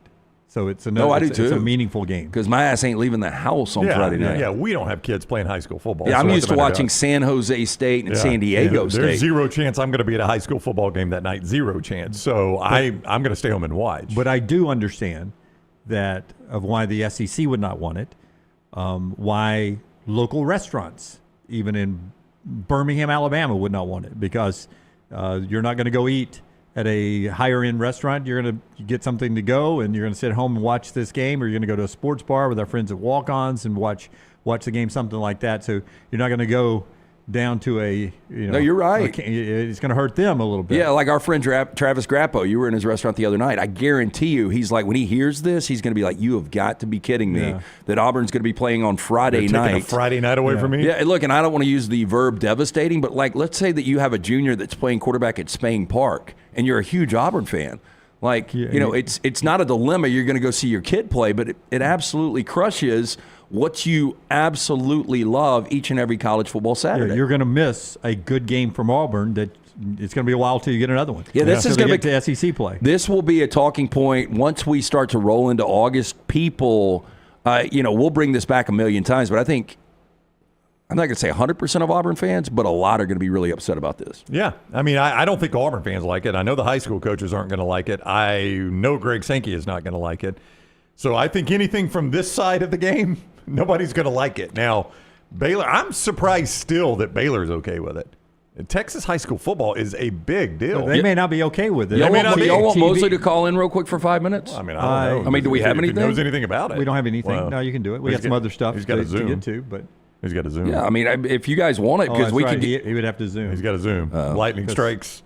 Oh, yeah. Plural. Yeah. I think he does Zoom. Our show brought to you by our friends at Alabama Power, and then we'll jump back to basketball until Mosley joins us, if he joins us. Alabama Power bringing you part of the show today. Yeah, Alabama Power is always there, Jimmy D. And we mentioned storms. We've joked about it here. We have taken a couple lightning strikes here on the Hill, and it's unfortunate, but it happens all the time this time of year, so you got to be prepared. And severe weather can pop up when you least expect it. It's why Alabama Power is always ready with the tech and know-how to get your power back on fast, with tools to prevent outages and a team on call 24/7. They are there to keep you safe and in the loop, but you can stay ahead too. Head to alabamapower.com/storm for storm safety tips, how to report an outage, and how to stay updated when storms are coming. That's alabamapower.com/storm. Stay safe with Alabama Power. Give me cut number 2. Ryan Grubb, Alabama back working today. EG is over there talking to Kane Womack, the defensive coordinator. More of that on our platform later today at Next Round Live. At Next Round Live, Taylor does a wonderful job pumping stuff up. EG on her birthday over in Tuscaloosa gathering the stuff for us. Earlier this week, EG talked to Ryan Grubb, and he was asked about the commitment to running the football in his scheme. Compared to what we've seen yesteryear at Alabama. Remember, Nick Saban wanted to hire this guy. So his philosophy of playing offensive football is going to be something that Nick Saban agreed with, and I think Alabama fans are going to like his commitment to running the ball. I think just a commitment to that in general, the mentality here at Alabama, I think, bodes well for that. I think that guys want to be physical type of football players. So for us, we're pretty wide as far as the type of runs that we run, just like we always have been. You're going to see inside, outside zone, counter, power, pin, pull, fly sweep, all the stuff we've always done. So I don't think anything from that standpoint will change. But I think that, the guys know that to win the late games and the playoffs and things like that, there has to be a mindset and demeanor that you got to be able to run the football. And boy, that was something they couldn't do against Michigan. Oh, they could not against Michigan. They were 47th in the country last year, 6th in the conference, 173 a game. And how much of that was Jalen Milroe? A lot. Well, a lot. I could tell you. Yeah. I mean, give me a second. Traditional run game. Well, I mean, you just go to LSU if you factor that out. I mean, that's a big chunk right there. Now the question becomes, can you have a traditional run game that is better, more effective if the quarterback isn't taking away runs? You know what I mean? 173 a game. Milroe was 55 a game. So that answers your question right there. Your quote-unquote traditional run game is 120 a game. Now, I would tell you your traditional run game should be better with that mobile of a quarterback. That should make your whole run game better. I know we often look at it as quarterbacks stealing rush yards, but if your quarterback's that big of a run threat, it really should help your entire rush game. But truthfully, Brown, I don't feel like it did. I don't know how many of – it just didn't seem like there were traditional run calls. I don't know how many of those were checked into Milroe running or checking into a different play. All that is up for grabs. It just never seemed to me like Alabama could ever develop an identity of being a hard-nosed traditional run team in the last 2 years. And even I'll go 3 years, both Milroe years back to Bryce Young. They couldn't run the ball. They couldn't pick up 3 yards if they had to pick up 3 yards on any given down. So 2 years ago, when Penix was having this incredible season with great receivers at Washington, Dylan Johnson was a weapon. He was over 1,000-yard guy running the football. But, one of the disconnects between Mike McDonald, first-year head coach, and Ryan Grubb, his offensive coordinator in Seattle, was they weren't on the same page on the ratio of pass to run. And if you look at Seattle, there were only 2 teams that were worse than them rushing yards per game in the NFL last year. And you tell me if these teams had good seasons. The Bengals and the Raiders. No and no. And Seattle, with the imbalance, still got to 10 wins. That's if you're an Alabama fan and you're expecting, hey, look, Ryan Grubb's coming in, we're going to get back to the basics of, being this downhill team, I don't know if that's going to happen. You don't know if it's going to happen. Yeah, I think it's going to be I think it's going to be more balanced than the offense he ran in Seattle last year. Right. But this is going to be a throw-first offense. It is, and I don't even know who the quarterback is. I think Alabama fans, I don't know. I was about to say I think Alabama fans would be excited about that, but there's this DNA among a lot of longtime Alabama fans that want to see you be able to play joyless murder ball, as the Nick Saban style of football was once named, and Alabama has gotten away from the joyless murder ball, and a lot of that was your ability to just line up and run it anytime you wanted to. And how much of that exists in college football, period, anymore? It's a changing game. It exists at Michigan. It exists. Yeah, because they can't throw. Ohio State can throw. Ohio State can, yes. But it existed at Ohio State last year. You look at the playoff games, what Quinshon Judkins was able to do. They set a tone running the football. Texas can run it good. Georgia, by Georgia's standards, didn't run it as good as they did this past year. So it was down a little bit. Tennessee ran the ball terrifically last year. Well, they led the conference 225 a game. But again, some of that went back to the fact that they couldn't throw it as effectively as they once did. Arizona State was great at running the football last year. One player with Scattaboo, So I'm just saying the teams that I'm naming are playoff teams. That's right. Who are really good. They still threw the ball around the yard, but they were really good at running the football. Okay. And you say they're not going to be able to do that or won't be committed to doing that. I go back to the talented last year at Washington. That is what they want to do. They want to have a 1,000-yard rusher. No, again, they did in Dylan Johnson, a guy that averaged over 5 per carry.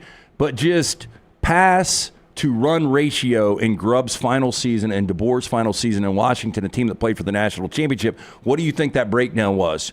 Passing percentage to rushing percentage. I'm going to say it was 1.5 passes to every 1 run, so slightly not balanced. I'm going to go 60-40. And see, a lot of this, too, is what's called pass, what's called run. If a quarterback's flushed and pulls it down and run, that's a run play, but it was a called pass. Penix didn't do a lot of that. I would say, Lance, they were 64 pass. Yeah, Penix only on record had 35 carries. I don't know how many of those were busted plays, but it was a little over 58% pass to a little under 42% rush. Yeah, and that's not a bad ratio. That's a good mix for me. It's a good mix for me. One more basketball note before we get to break here. Little T did something as we get ready for Alabama and Auburn Part 2 tomorrow. The show being brought to you by our friends at New York Butcher Shop, New York Butcher. Hey, the weekend is here. Great place to stop in, pick up a couple of steaks. Just any of the fresh meats you want, they can cut it up for you right there in-house. Great staff of butchers under our friend Jim at the New York Butcher Shop. Original location, Cava Heights, Highway 119 in Greystone as well. If you're looking for a big-time lunch or just pick up some of those deli sandwiches to go for the weekend, the fantastic sides prepared in-house. Don't forget about the incredible selection of fine wines and desserts. One-stop dinner shop, rare quality, well-done service, the New York Butcher Shop. 4 downs still to come as well in this segment.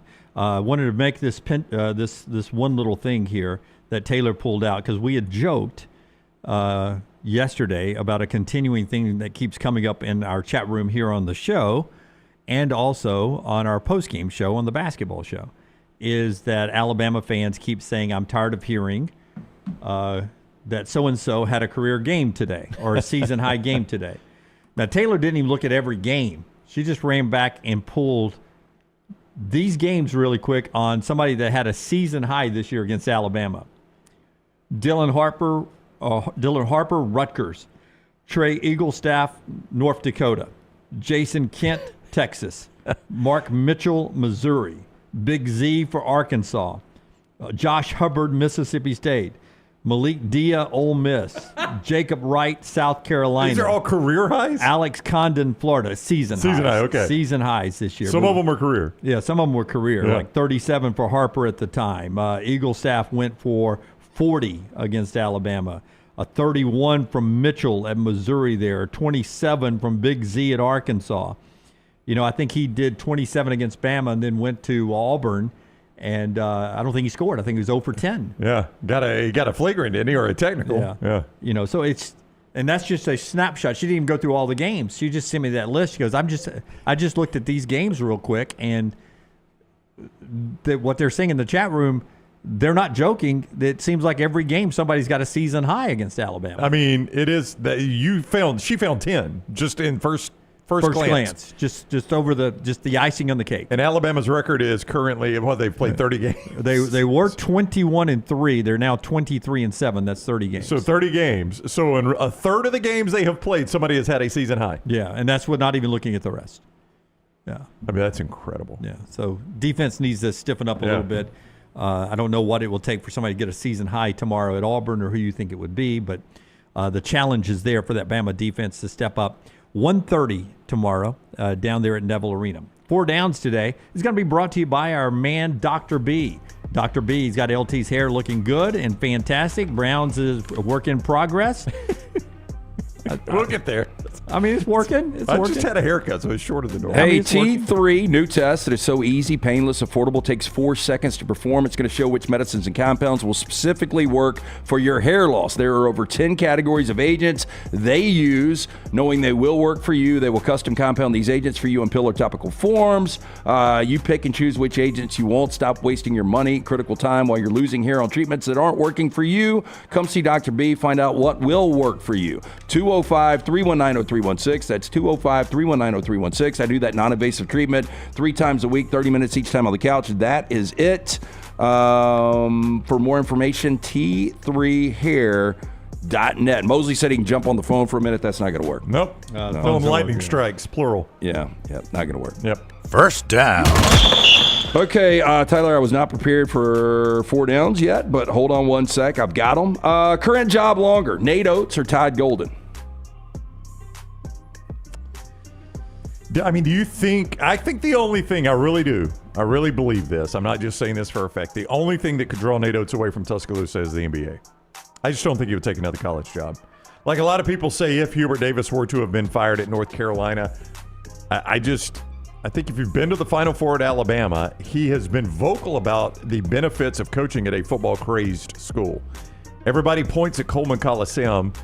He had an opportunity to leverage the Kentucky Open to get somewhere with Coleman Coliseum, and instead he chose NIL and practice facility. Listen, I don't think Coleman's as big a deal as people make it out to be for him. No, and every time Taylor and I enter the building, we have to walk an extra couple 100 yards around a construction site where they're building him a practice-only men's basketball complex, basically.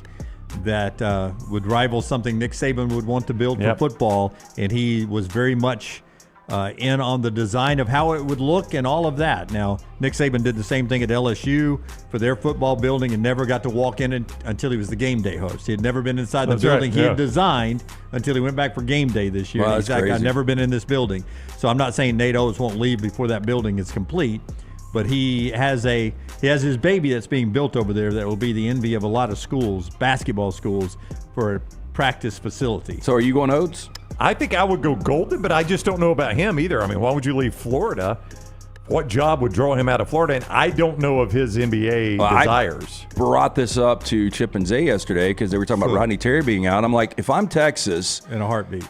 Like, why would you do that? Then? I'm just saying I would go after. Yeah, for sure. I'd call both of these guys. Yeah, would you leave Florida for Texas? I think it's really interesting. I don't know what facilities are. I would not. I know the arena is so nice that Alabama's staff was taking pictures of it. Oh, at the Moody Center? Yeah, but I don't know about day-to-day facilities. We as fans focus on stadiums and arenas. Coaches focus on facilities that you don't see on Saturday. I probably, the money's going to be the same. If I was Golden, I probably would stay because I think there is something to what you've already built. And Florida's the better of the two programs by far. But I will always die on the hill of if it's never been done at that university before, Florida's won multiple national championships in basketball. It ain't happened at Texas. Yeah. So you could be the first to do something, and you've got all of the resources necessary to do it. I would say an unseen aspect of this is how much does Golden feel like he was supported by the university? When that article came out of the school paper, you would think a lot. He never quit coaching. Yeah, they could have ended his career. Well, it could have, or at but- least put a big pause on it. But in what we didn't see, did Golden's attorney have to get really involved, or did the school back him right away? Yeah. I mean, I think that would play a big role in this. Sidebar real quick. Okay. Are we closer to it being Wimp Sanderson Court in Tuscaloosa or Nate Oates Court in Tuscaloosa one day? Oh, Nate Oates. I don't think they would put Wimp's name on the court. Yeah, it would have already been done. Yeah. I think it would be Because Nate there's Oates' a big court. push from former Wimp players to try to get that done. It will not happen. Yeah. I saw Coach last Saturday, by the way. He told me to tell you all hi. I'd forgotten to tell you. By the way, thanks for because when I think of Coach, I think of the place that you bought my Pops barbecue chips from I bought yesterday. some Pop chips for Lance. Yeah, I got in this morning and we were sitting on my keyboard. Yep, I saw him bring them in. I offered. I said, "Open those up. I want to try one." He's like, No, "Not doing it." he's He's on gonna take 'em Lance's. home. No, that's me and my pappy tonight. Pop chips and pappy. Pop chips and Pappy. It's probably a pretty good combo. So closer to having Nate Oates court. Yeah, over I there. think Nate will ultimately get a statue and the court named after him. Oh wow! I think he will. Wow. So you're going Nate Oates? Yeah, hell, both of those guys probably who dies first or retires first. I just don't think that you would would be fantastic. I don't think you. Yeah, there's a bet. I don't think you leave either program. Like Florida's a much better program than Texas. I hope you're all right. Why would you? Well, I think you're going to see people settle in the SEC. I do too. Yeah, The not going money's to go good. anywhere. The conference is good. Yeah, like even Chris Beard's going to have a decision. A lot of people think he's going to bolt after this year. I think there's some loyalty from Beard. Yeah. Well, it's so. Nate Oates could be the last basketball coach I have at Alabama. The way you're talking, I like that. I mean, I would be surprised at that. Guys just don't coach that long, but it's going to take. Yeah, you'll be in a diaper before Oates is done. That would be fantastic. The question would be, does he have an itch to coach in the NBA? And if so, is he willing to take a rebuild in the NBA, or would it have to be a legend like a Popovich steps aside? Well, and how much control do you have? Can Yeah. you imagine being the coach for the Mavericks and you're like, damn, we were in the finals. We've got Luka. He's 25 years old. And then the next thing you know, we're trading for a 30-plus-year-old Anthony Davis who plays half the games because he's injured all the time. If you've got complete control, which I don't know how many NBA organizations would allow that. Yeah, and I wonder what Brad Stevens would tell him. Brad Stevens seems content doing what he's doing. He's not coaching. You know, and I don't know if Nate Oates, if he would like one day want to follow the Brad Stevens path, or is he like, I want to coach or die? And by the way, he got out of coaching very quickly, Brad relatively Stevens? speaking. Oh, yeah. He stopped coaching the NBA, was doing well, and went to the front office. And Brad as quick as Stevens he was at the could. top of the college game at a lesser school, could get any college job he wanted. Like if Brad Stevens floated his name out, they would have fired Hubert Davis so fast today. They would have been like, well, I know we just signed a contract, but we're buying that baby out because we're getting Brad Stevens. Well, I do think they're on the back because you or Indiana. If he floated his name out to Indiana, it would be well, done. they did. They did. It's No, interesting. I'm saying like if he did. The head story on ESPN today is the power struggle that brought Bill Belichick to North Carolina. Those same power boosters behind, and if they've got the power to bring Belichick in, they can force Hubert Davis out even with this new contract. Money is an issue there.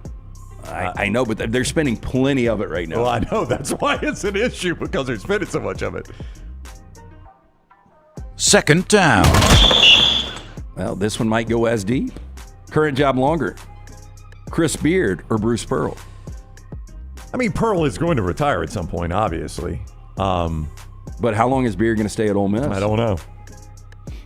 And it can't be his last destination, right? I would go Bruce Pearl just because you said current job. If we were doing coaching longer, 100%. I'd go Beard. Yeah, it's easy. But current job, I'll go Bruce Pearl. I'm not going where LT went on Nick Saban in his final year. LT said from before the season started, he thought he had a gut that this was going to be Saban's last year. Right. And it was. But even when he was walking off at the Rose Bowl, followed him thinking, and this could be his last game. So I got that piece of video. If the postseason goes as well as Auburn's resume says it could go, you can see Bruce walking away and doing some other things that really are interesting to him in life. TV star. Well, I do think if they win the national championship, I think he has done 100%. And I think a couple of reasons. Like, he wants Steven to be that guy. And I think Steven deserves the opportunity to take over this program. And I think he's ready to be that guy. Well, if you win a national championship at Auburn in basketball and you tell them, hey, my son needs to take this over, he's taking it over. They tell you he starts tomorrow, Yeah, Coach. so I think the transition is going to be seamless. If they win the national championship, Bruce Pearl will retire and Steven will take this program over. I think it's a done deal. And I think there's just a lot of things with his faith that Bruce wants to spend some time doing in his next chapter. I won't say his final chapter, but in his next chapter. So, and Steven, he's older than I just picture Steven being 28. He's young. He's 41, right? Yeah, I had him in late 30s. I don't know how. Late 30s. Late 30s. Yeah. But in my head, Steven's always 28, and he's not 28 got to be young. He's popping out kids now for the first time. Yeah. He's talking about getting a second Vizsla. He's got to be young. No. Trust me, that ain't a good idea. Mistake, Steven. I've seen it. Third down. Okay, tomorrow in Neville, bigger combination. Points, rebounds, and assist, Janai Broome, or points, rebounds, and assist, Mark Sears. Now, if you do the combination for the season averages, it's a little over 32 for Broome. It's a little over 27 for Sears. But I would say right now Sears has been more productive, especially in the point column, than Broome has. And for Alabama to be able to win this game on Saturday, Sears is probably going to have to go off. With all that said, would you take the point, rebound, assist combination of Broome or Mark Sears? I think I would go Sears here, not necessarily leading to an Alabama win. In fact, I think Sears could be helped by Alabama trailing because he's asked to do more at that point. They need points. He's shooting threes, so I think I'd go Sears. I think Broome's going to have a good game. I do too. I think I'm going to go Broome. Yeah. I don't feel good about either because Sears could go 35. He goes 35. Yeah, I mean, Sears can have 35 at a loss. You know, Right. I mean, we've seen it. Yeah. So I'll go 21, 10, and 5 for Broome. Okay. And Sears is below 21. And I'll go, okay, combination. combo. Hey, so I got 3 rebounds. Yeah, I'll go 19, 4, and 4 for Sears. Still a good game on the road against a great defensive team, but 19, 4, and 4. I'm not putting him in my DraftKings starting lineup at his price point. Fourth down. Bryan Cranston, Walter White, 69 years old today. If I asked you ultimately the better career, Bryan Cranston or Brian Johnson, for reference, the lead singer of AC/DC. Thanks for telling me that. I would go Cranston on this one. So he's not the one that wore the skirt. No, that's Angus Young, and it's schoolboy pants. Okay. And he played Schoolboy guitar. shorts. Yeah. Didn't sing. I would go Bryan Cranston here, Tyler. I'm probably going to lean Cranston. Like, AC/DC is iconic, but Bon Scott was your first guy. I think Brian Johnson is actually your third guy. But Cranston was the main character on what many consider to be the greatest television show of all time. And I don't know what you would say the correlation is for AC/DC. I think AC/DC is a top 10 rock and roll band of all time. Yeah. But I think Angus Young is even more front and center or more visible than Brian Johnson is. And again, Brian Johnson wasn't even the guy that created the band. Bryan Cranston, too. I've never seen an episode of Malcolm in the Middle, but for a lot of people, they thought it was a great family comedy for a long time. And so, back before he was known as Walter White, he was that dad printing money on that Fox comedy. He was good in Malcolm in the Middle, too. He played it very straight. He was always doing the wackiest stuff, but playing it as straight and as serious as he could, and I think that's what helped. I think Paul Giamatti is one of the great actors we've got out there. I think Bryan Cranston is in that Paul Giamatti category, but the problem is once you have a role like Walter White, you're always tied to it. So Bryan Cranston's really never going to get those opportunities, maybe with some independent films, maybe some weird A24 film. He'll get that right script, but I don't know if he's ever going to be a movie star. And I'm going to challenge you on AC/DC and being a top 10. Oh, wow. Top 10 rock band is what he said. Oh, I'm gonna stick with that. I mean, it depends on, are we defining the Eagles as rock? Well, I mean, how many number ones did AC/DC have? Probably none, but I'm just talking about the genre. So how do I get in the top 10 with no national championships? Well, I mean, I think rock and roll. I mean, if you consider, did Sister Hazel have a number one? I don't think you can just go off number ones. I mean, Back in Black is one of the greatest rock songs of all time. It is one of the greatest rock songs of all time. I don't think one great song gets you into the top 10. For those about to rock, You Shook Me All Night Long. 50 nominations for awards and won 17 of them. I mean, on the fly, it's a Tyler, bad winning percentage. Would you consider AC/DC one of the top 10 rock bands of all time? Let's look at it on the other and side. And Back in Black has got to be one of the top 10 rock albums of all time. One more break, trash, and a bunch of stuff to get to on the other side. The show today being brought to you by our friends at Michelson Laser Vision. Tell us about Michelson. Dr. Mark Michelson, pioneer in the business, first to perform the LASIK procedure in the state of Alabama way back in 1995. 205-969-8100. Ask for Amy. Tell her the next round sent you. She's going to hook you up with that hassle-free consultation. You have zero to lose to find out if LASIK is right for you. I got it done over 2 decades ago. I still have the 2015 vision, better than 2020. Stop procrastinating. Make the call today. 205-969-8100 or michelsonlaservision.com. Call the next round now at 205-734-0923. I'm attorney Alexander Shinar, Alabama born, Alabama raised, and ready to fight for your rights. I have one of the largest firms in Alabama, and we are here to help you get the compensation you deserve. Call me, Alabama, 323-1000. Your representation states that the quality of legal services being performed is greater than those of other lawyers. Hey, for all of your IT and printing needs, reach out to our friends at Xerox Business Solutions. Look, I'm still one of those old school guys. I print my notes every single day for the show. If you watch the show here on the next round, you see all the notes in front of me. From day one, Xerox Business Solutions, they've been with us here at the next round. Local for over 45 years. For all of your IT and printing needs, visit XeroxBusinessSolutions.com or call 205-969-3000. That's 205-969-3000. Storm season is here. Make sure you have a plan of action in place right now. Greg from Pell City and Storm Restoration Roofing should be your first call when storms hit. Insurance companies love working with Storm Restoration Roofing because of Greg Nelson's name and reputation in the industry. When storms hit, call Greg Nelson. He's local, 205-542-3531. He's the home of the free no-cost roof inspection. Greg from Pell City on Facebook, 205-542-3531. It's Storm Restoration Roofing. This hour of The Next Round is presented by the Birmingham Racecourse Casino, now featuring 7 days of giveaways with your chance to win a share of up to $125,000. The more you visit the Birmingham Racecourse Casino, the more chances you have to win. Hey, Lance Taylor from the next round to tell you about my friends at Michelson Laser Vision, located conveniently UAB Highlands. Almost 20 years ago, I went in for the procedure. Only took 12 minutes for both eyes. When I went in, I had 20/200 vision. I was legally blind. Now I have 20/15 vision, still 19 years later. Make the call today. Schedule a hassle-free consultation. 969-8100. Dr. Mark Michelson, Dr. Jen Michelson, Michelson Laser Vision. Make sure you tell them the next round sent you. 969-8100 or michelsonlaservision.com.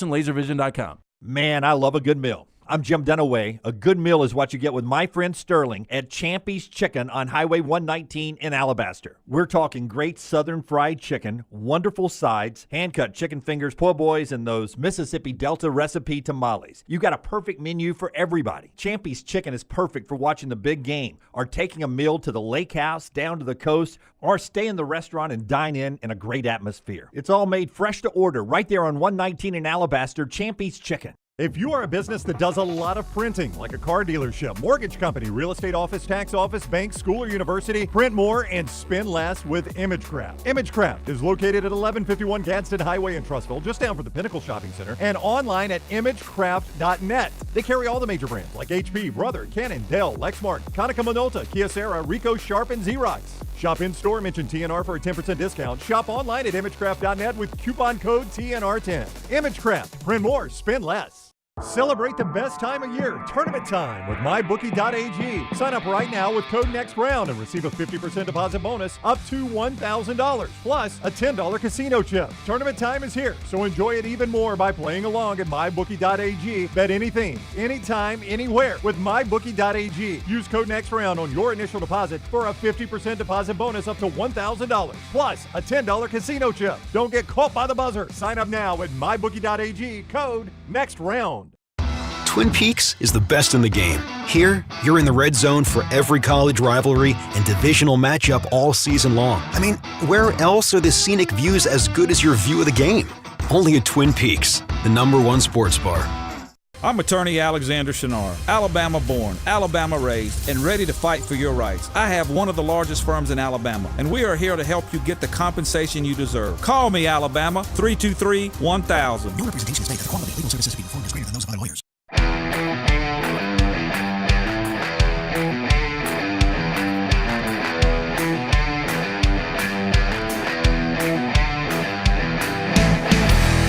Big basketball weekend coming up, not just Alabama or Auburn, but you got Kentucky and Missouri, a couple of teams battling for seeding. Mississippi State's at Arkansas. Arkansas could use that win. Ole Miss is at Florida. Both of those teams are at the NCAA tournament, or in the NCAA tournament. Oklahoma and Texas, elimination game there. A win doesn't guarantee anybody anything. But all those games on Saturday will set the table for the SEC tournament bracket. We'll be up there at Losers next Friday, a week from today, with our live show leading into the Auburn tip at 12 noon. Show today being brought to you by our friends at Champy's World Famous Fried Chicken, champy'schicken.com, Highway 119 in Alabaster. Sterling and the crew there helping you get ready for another big weekend of sports as you kick back and watch that happen. The SEC tournament next week will be a lot of fun. You can get all the great food at Champy's to enjoy it at home. The Southern Fried Chicken, the Mississippi Delta recipe tamales. Don't forget the po' boys and the unbelievable hand-cut chicken fingers, the sides, and so much more. It's a great date night, too, tonight. Happy hour always right there at that bar at the building they've had on Highway 119 in Alabaster for over a decade. Same locations. champy'schicken.com in Alabaster. Heading to Trash Boat, there is a coaching job that is filled now that will make a couple of people locally, a couple of fan bases at least locally, a little relieved. Yeah, Jeff Goodman reporting that Florida State is in negotiations, expected to hire former player Luke Locks. He's with the Sacramento Kings now as an assistant. Played there, though, obviously. Andy Kennedy was a real candidate for this job, and had he gotten this job, I would think UAB, one of their first looks would have been Bucky McMillan at Sanford. So this was one that actually could have affected two Birmingham area college programs. Bucky was actually mentioned for the Florida State job, too. Absolutely. Boy, that would have been fascinating because I don't know if Bucky takes the UAB job. I don't know. It would have been a decision for him, which is a testament to what he's built at Sanford. But it appears all of that is off the table right now. And I do think Andy Kennedy was a real candidate for this job, but it looks like it's going to a former Florida State player, now Sacramento Kings. Yeah, and this is a guy that is grinded as far as like his coaching career. Oh, really? So, yeah. Yep. No, so there's the new coach at Florida State. Of interest in college football locally, Mike Bobo, age 51, gets a 2-year contract extension. So not only is he contractually the coordinator at Georgia for this upcoming football season, he will be there for the 2026 season, or at least they'll have to buy him out if he is not. This comes, Mike Bobo, where since the loss to Notre Dame, there had not been a lot of news conferences for Kirby Smart, and now spring football is cranking up next week. And the Athens Banner, I think it is, or the Herald Banner, whatever it is in Athens, got the Mike Bobo contract. It was never really announced. There had been some talk in the offseason since that Notre Dame loss that Mike Bobo would not be back for health reasons. In fact, Buck Bellew, former Georgia quarterback, longtime Atlanta media personality, really close to the Georgia program, had reported on his radio show that Mike Bobo would step down for health reasons, and that never happened. And now Bobo is hanging around as the offensive coordinator with a contract extension, and he is making $1.5 million a season, 1.6 next year. So they're on the hook for $3.1 million with Mike Bobo. Are you surprised that Bobo's back as the OC? A lot of Georgia fans not happy with his play calling. Yeah, here's what I would say. If I'm a Georgia fan, I'm more concerned with the skill that we've got out there, right? Yeah, I think he would be back. Where are A.J. Green? Where's Nick Chubb? I think he would be back because I think Kirby is comfortable with his play calling. Kirby Smart has had every chance to change offensive coordinators, and the line would start at the door to be an offensive coordinator at Georgia. I mean, almost any coach in America would leave their current job to take that job, if not any coach in America that's an offensive coordinator. Almost any coach in America. And Kirby never makes that change. That tells you he's very comfortable with it. Yeah, like I even think, the system that Ryan Day and Chip Kelly ran this past year, if you would have implemented that same system at Georgia, I think the point production is probably the same. I mean, you had what was viewed as an elite quarterback in Carson Beck coming back, didn't play to that level, obviously got injured in the SEC championship game, but I just don't think they've got great skill right now. That gets us to Trash Today. It's brought to you by Mortgage Right. Tyler, who is running his butt off behind the big glass today, more than usual. Milton is off today, so he's got to take Milton's Take place. a breath. Yeah. And entertain us, man. What you got? Hey, your old man passed away, right? Oh, wow. No, not yet. Oh, I thought he did. I thought the judge was dead. My brother died. Oh, yeah. Sorry about that, by the way. LT's Trash is presented by Mortgage That's a one Right. seed. Mortgages done the right I mean, way. we've thrown out a lot of one seeds. You heard my sincere apology on the backside. Yeah. Sorry about that. Sorry. Laughter. Trash always brought to you by our friends at Mortgage Right. It's buying season. Spring will be here 2 weeks from today, right? 21st? Is that right? I think so. We're already there? Yeah. All right. Google back there shaking head. While the area they serve may have grown, their commitment to Birmingham veterans has not changed. Before you take the next steps on new home purchase or refinance, talk with the team at Mortgage Right. No cost or obligation to find out what you qualify for. You get more information, go to their website, mortgageright.com. Call 205-900-7200, NMLS 2239, Equal Housing Lender. Let's see if we can come up with a better nickname than Google. We used to have a coworker named Google in radio. Really? Yeah. Who was that? Oh, God, he was on. Do not big remember. Texas A&M fan. He was on Rock 99. The Pantheon of Champions? No, not that guy. He's a big Ohio State fan. That guy. God, I'm not going to remember his name. Yeah. But he moved back to Texas, and they used to call him Google. What was the other search engine outside of Google? Bing. Bing. Ask Jeeves was one of them. We could call you Jeeves. You look like a Jeeves. Let's call him Jeeves. I like Jeeves. I like Jeeves better. I was going to go. Said anything. I was going to go off of AI, like T.I., but that's more of a rapper than That's I right. think. No, I think Jeeves is good. I think you Jeeves look like is a the way to Jeeves. go. Okay. All right, Jeeves. Jeeves goes to this place all of the time, by the way, Chick-fil-A. Movie theater? Oh, Well, Chick-fil-A. yeah. I mean, it's Chick-fil-A, or do you think you go to more movies, but there's not a week that goes by that you don't go to Chick-fil-A multiple times, right? I'd agree with that, yeah. Oh, I will tell you, when I started my weight loss, I probably have averaged 3 times a week, Monday through Friday, at Chick-fil-A. Are you trying to be the new Jared for Chick-fil-A without his ending? Well, I mean, if you can sell it, I mean, if you can sell it, I'll do it. But I'm just saying the market salad with the ranch dressing has been a go-to for me. I think it would be a better commercial than what they've been doing. I don't like the whole like testimonial. I think it's manufactured. Like I don't even believe. Oh, some where of they're them. sitting on the couch? Yeah, like she couldn't get home, and so I gave her my car. Yeah, you met this person in a drive-through, I know. and I'm going to hand you a car. Yeah. It feels like we started with true stories, and it works so well. And they're like, all right, we got to get a little better now. Yeah. I miss the illiterate cows. He hit his head on the play center outside, and I gave him a kidney.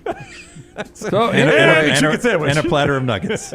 Spring in full blossom at Chick-fil-A. Fast casual chicken chain announced Thursday it's kicking off new season by introducing warm weather flavors with 2 limited time menu options. Now, the company said it's bringing back the popular smokehouse barbecue bacon sandwich. I've never had it. It was very good. I did have it. Very good. I don't like bacon on my sandwiches for whatever reason. I'm going to be old man here. Okay. My Chick-fil-A back in the day had a very small menu. Yes, they did. It's grown. And it was really, really good at that very small menu. Because when I pull up, when I'm not, I either get the market fresh salad, when I'm going to eat what I really want to eat, which is the number one combo with a milkshake. And they're always like, milkshake. do you want pickles?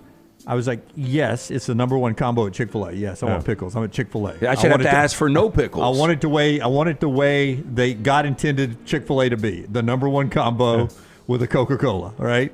That's all I want. And they're like, can we interest you in sauces? No, I want the number one combo the way I used to get in the mall in the 80s. Grandpa? Yeah, just give me the number one combo. I tell you, so let's older keep this brother, line moving, Orange baby. Julius Let's go. on your way home. Orange Julius. It was right down on the Brookwood Mall. Like you walk in Aladdin's Castle, Orange Julius on the right, Hang 10 across, and then in the corner was Chick-fil-A. But it was one of my earlier memories as a kid. Older brother Shane was in. We'd get dropped off at the mall. We'd have one set of parents would drop you off. The other set would pick you up. Everybody wanted to drop because they wanted to drink. They didn't want to be the ones out late night driving you. But they still did. With that said, when we do a Mystery Fifth Hour, the next one we do, I want to go. Andy Staples asked a good question this week, so we can borrow from him. Your top 5 favorite mall food court foods of all time. All right, that's the next Mystery Fifth Hour. Coming back soon, by the way. So here's what I remember about Chick-fil-A. Limited menu, which I really liked. I remember the chicken sandwich. I don't remember fries. I remember coleslaw carrot raisin salad, lemonade. They did have fries, and they did have the lemonade. But they weren't waffle, were they? I think they were. Boy, they're waffle fries as far back as I can remember. They may not have been, but they did have fries. Okay, I'd say I don't remember. I remember the waffle fry being like a 90s baby. Maybe so. Maybe I've had so many waffle fries. Jeeves will probably be able to pull this for us. But they did not have nuggets. No, they their didn't fingers. They didn't have grilled salads. They didn't have grilled. No. They didn't have spicy. salads. They didn't have spicy. I don't want to tell you how to do your business because they're obviously flourishing. Yeah. But I do think there is something about a limited. No, you remember when Dreamland was just ribs, white bread, and sauce? And I remember Dreamland being packed every time. Now, I drive by Dreamland, and it's one of our iconic brands in this state. Do you guys tell me Dreamland doesn't have the crowd it seems like they used to have? I would agree. Preach. I would agree. And I would agree. I won't get into the name, but there's a burger place that is occasionally sponsored with us. Yeah. They used to have a limited menu, and it was fantastic limited menu, and now they got everything. Yeah. Not as good. By the way, that sandwich is good. Back to that sandwich. I had it last time I was out. It looks great. Looks really good. Chick-fil-A came out with waffle fries in 1985. Okay. Yeah. So before waffle I fries, probably didn't have- do you remember? I don't remember regular fries. I bet I didn't have Chick-fil-A before 85, so it's always been waffle fries to me. Yeah, I don't know. When, Quintard didn't have. Oh, God, no. when did we get it at Century Plaza? We got, so Century Plaza, I think, was before Brookwood. I want to say Century Plaza was 1979, 80. Oh, really? Yeah. Okay. All right. I'm telling you, one of the treats of coming to the Galleria, well, really, this is before the Galleria. This was Century Plaza, Eastwood Mall, was getting Chick-fil-A. Yeah. I mean, we didn't have those in Calhoun County. Yeah. I don't want to sound like Dunaway. We had to kill our own food in Calhoun County. No, seriously. We had I to would- skin a deer. I mean, I chose the Galleria. It was the better mall, but I would drive over to Century Plaza just to Chick-fil-A it. See, I was a Brookwood Mall guy growing up. That's where we always were, in Homewood. The crazy thing, and this will shock a lot of our listeners, all the Mountain Brook kids went to Century Plaza. I would have thought Brookwood Mall. A little easier out the back door Well, it in the is. neighborhood to go to Century Plaza. Century Plaza was their go-to. Interesting. I'm surprised. Yeah, I would tell you this, though, since you brought up Brookwood. For that chili cook-off last Saturday. I saw your video. It was sad. I walked where I parked because the great hard-working Mountain Brook Police Department would not let me into the VIP parking area with my VIP pass.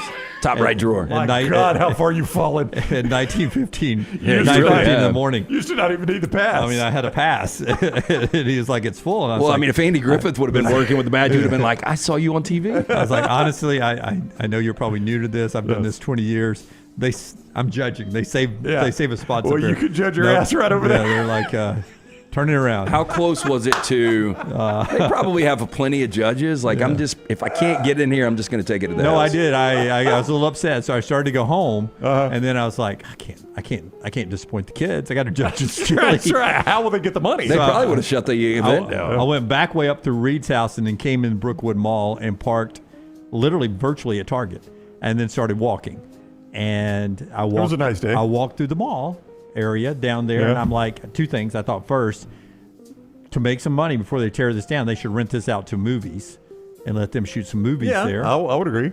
Movie like sets. on-site set. Well, I mean, if you did Stranger Things season 2 or 3, where it was mall based, Season 3, yeah. they did an incredible job of recreating. But even if you had the like 80s a mall chase scene or hostage scene or something like that, But even that little area right there on the outside where Five Guys and kind the of looks Mexican like place a city. could be a small little town. Yeah, Well, you could the rent that out Last of for Us movies. had a good mall scene when the end of civilization. Yeah, so I mean, okay. There's some, before you tear that down, you could get some movie money We there. do film a lot of movies here in Birmingham. But then walking by, Kidding. I just thought to myself, and look at this. And you can see some chairs in there. Yeah, There's a Zendaya perfume thing in the Macy's window still. Just sadness. I thought you were Just about to show me a sadness. kid with a fly on his cheek for a second right there. So sad. A couple of months ago, I drove by Brookwood, and I was telling Maddie that's where we hung out. And I was like, you would be blown away. Like, if we went back in time 10 years, on a Friday afternoon, a beautiful Friday afternoon, you had Brio, people sitting on the patio drinking. Brio was so good. You had Casina, people sitting on the patio drinking. Yeah. You had the place with all the TVs across the street, like the Hickory Grill or whatever. Yeah, it was a bunch of different things, but yeah. But, that was just an iconic mall. It was one of the first food courts I ever went to, first Sbarro I ever went to. Yeah. Macy's was right. I mean, just so many Riches. Riches, Yeah. Parisian back in the day. Blizette's even back in the day. Indoor parking. I mean, you parked under the mall there. Shut up. Yeah. I mean, it was our fantastic. malls were better than Atlanta malls back in the day. We had the Galleria. Atlanta didn't have the Galleria. I registered At for Lenox my Square. wedding at Riches back in the day. Of course you did. Yeah. I bet I did too. No, there wasn't a lot of play. This was before Bed Bath & Beyond and all that stuff. Yeah, I bet I did. This is 99. I bet Walk around with a gun and I bet I got some China that we've never used that we got from Rich's We're China getting section. on major tangents today. I think that, and I'm not even through a paragraph yet of the first. Yeah. So Smokehouse Barbecue Bacon Sandwich, also pineapple dragon fruit seasonal beverages. I'm not a big fan of that. Me either. Just give me my Coca-Cola. Now, the pineapple dragon fruit flavor is available in 4 varieties: frosted lemonade, lemonade, iced tea, and Sunjoy. What the hell is Sunjoy? Sunjoy. It's like their Arnold Palmer. It's just Oh, tea I and like lemonade. Arnold Palmer. All right, Okay, you got there me they now. are right there. Yeah. I like a good Arnold Palmer. Let's Save 'em. see. Let's see where we can go here. Are we punting stories now? Are you cutting Well, stories? I guess we don't. I mean, it's up to we you. can go late. Matthew You got Otto. anywhere to be, Dunaway? You got a tea time today? I don't have a tea time. I got a later tea time, so we're good. Let's Matthew Otto, 29, arrested for allegedly stealing 3 Dyson vacuum cleaners from Target and selling one of them on the Facebook Marketplace. Now, on January 29th, loss prevention officer at Target contacted Gainesville Police Department about a suspect who had been in the store 3 times that week stealing high-end Dyson vacuum cleaners. Actually bought one of these before Christmas. Was a Christmas present. But Dyson vacuums are expensive. Dude, they think a lot of we them. know someone who's actually been a victim of a Dyson vacuum robbery. I and think there's it was a hair currently- dryer. Yeah, it's not Dyson vacuum, but Oh, the it's same a hair- company. It's Okay. a hair product, And they're high end too, trust me. And Oh, they, I believe it. They are the thing to have, and this person had it stolen. Well, how do you steal it? Out of the car? Well, no, this person had it delivered, and it was stolen from their front door. Yep. Yeah. And Poor they are pirate. currently setting up a sting. Yeah. Oh, I've got in their to hear words. this update because I've heard the first part. This is not somebody that lives at a complex. Is Indeed, it? it is. Yes. You might have been to the leasing office of this Yeah, I complex. have. This person has a lot of issues. Boy, I will tell you, for the price point of that place per month, you would think there would be Exactly. zero issues. Yeah, and apparently, I looked at the price. There shouldn't be any problems. There are none. Yeah, I don't want to get into too many details, but apparently when she reported it to the office, they basically said they didn't have time. You know, Which my first call would have been like, I don't have time to pay my let's lease. Stay right here just a second. Yes, can I get the Jefferson County Sheriff's Department, please? I love Somebody those stole guys. it. Yeah. Either you're going to help me or I'm going to report a crime. I feel kind of bad because when this person first moved to town, this person was looking at other places. I was like, you do not want to live there. You want to live here. And this person, I think, in large part selected this place based on my recommendation. And now is having all kinds of issues with it. When I told this person, you don't want to live there. That's the bad part of town. Bunch of squatters there now. Yeah. Brown's turned it into like Pookie from New Jack City. They got blankets on them, shaking, smoking crack. So this is the Did you dude get home from work? This is the dude that was arrested. I don't even know his. Do we have his name in Is he here? local? He looks Matthew familiar. Otto. Oh yeah, Huh? Matthew Otto. Chris says it's Timothy Chalamet. No, Oh, that not kid- even he close. doesn't The look- hair. Chalamet. That kid doesn't look That's as good as Timothy Chalamet from Florida.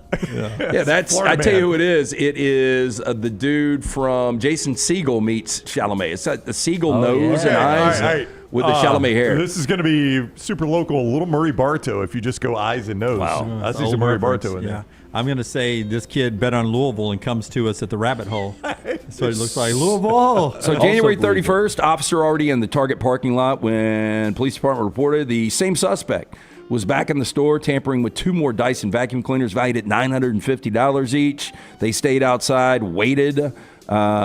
He was arrested outside of the store. He reportedly admitted to stealing the vacuum on January 29th and selling it on Facebook Marketplace. True or not true campaign? And his quote was, when you need money, quote, you need money. That's right. He's right. True or not true campaign slogan back in the day. Nothing sucks like a Dyson. Was that not their slogan at one point? Maybe. I think it was. I think it was. Yeah, maybe so. I can't swear that it wasn't. Yeah. Jeeves is checking. Get it, Jeeves. Get on him, Jeeves. Hurry. Next up, He's Southwest. got the answer already. Jeeves already got the answer. Oh, I'm sorry. Oh no, that's just. It turns out that's just something people like to say about Dysons. Oh. Never was an actual slogan. No, I'm an it's- ad man from way back. It is crazy, like how polarizing the Dyson is, because I think I got mine at one of the local big shop hardware stores, and there were 2 ladies helping me, and one was like, "I love it," and one was like, "It's way too heavy. Like the Dyson is too heavy. You want to get another model." Well, I'm rolling it. I'm not carrying it. Well, I mean, I guess you got to lug the thing up the stairs. Some bitch is heavy. Oh, they're not gonna have 2. They're gonna have an upstairs, downstairs vacuum. Well, you come a long way from the mud puddle. Southwest Airlines flight from Houston to Phoenix forced to return to the gate after a passenger stripped naked and began screaming before takeoff on Monday afternoon. I'm already in a very tense state when I get on a plane. I don't need any of this stuff at all. My comment instantly would be, I'm sorry, I ordered the fish. Oof. Video taken by a passenger shown by NBC affiliate KPNX in Phoenix shows the woman completely undressed, walking up and down the aisle while yelling. Oh, a woman? Is it a woman? I thought it was a guy. Man. I was making a meat joke. Well, she's got some dude arms without definition. Now, a lot of blur there, so I don't know. The flight was from Hobby Airport in Houston, delayed for over an hour. Houston Police Department said in a statement on NBC News that it received a call 3:30 p.m. on Monday that, quote, a passenger took off her clothes on a flight, causing a disturbance. Woman was removed from the flight, transported to the psychiatric center at the Harris Health Hospital in Houston for evaluation. Two anonymous passengers who live in Phoenix told KPNX that the aircraft had just started taxiing with a woman still fully clothed, walked to the front of the plane, started yelling, and then started stripping off. Jay Bakes says, my balls was hot. But she doesn't have any. I understand. And finally, a wild gray seal in the Netherlands. Skip check-in. Gray seal? SEAL, went straight to the guest room, according to a Facebook post from the Zealand Animal Welfare Foundation. Guests returned to their room at the Pier 7 Beachside Hotel, found the adorable intruder snoozing away on the ground near the bed. Now, quote, we often receive strange reports, not easily surprised anymore, but when we received the report tonight, we could not believe it at first. Now, the social media post added the rightful owner of the room spotted the wild animal snoring through the window, decided to give the marine mammal some space to nap instead of kicking the seal out. The guest informed the hotel about the unusual predicament. The hotel contacted local animal rescue groups for assistance, and that's when they picked up the seal and delivered it back to safety in the wild. Dunaway is about to sing Kiss from a Rose. That song plays way too much still. It was a good commercial for the Super Bowl, though. I thought it was pretty good. Freaked me the F out. Did it? Yeah. I don't remember. Was an actual seal? Yeah. You don't remember the Mountain Dew commercial? Seal was a seal? He was singing about Baja Blast. I think that's when LT's seal had been broken when he was in the bathroom, maybe. Maybe. Trash Today brought to you by our friends at Mortgage. They are your mortgage experts, no cost or obligation to find out what you qualify for. Whether you're buying your first home or your final home, they are your mortgage experts. At least let them give you a quote. 205-900-7200 or mortgageright.com. All right. Thank you for the show today. Thank you to everybody who made the ride with us. Don't forget tomorrow, Alabama and Auburn post-game at Next Round live on our video platforms. So make sure you set your alerts, and we'll be ready to talk about the Tide and the Tigers. And then, of course, next week up at Losers. Thanks to our friends at Kickin' and Coolers. Close? You missed at the Coolers. Kickin' at Coolers. Yep. We'll do that at Losers next Friday, a week from today. Live show for the SEC tournament. Until next time, God bless you and God bless America.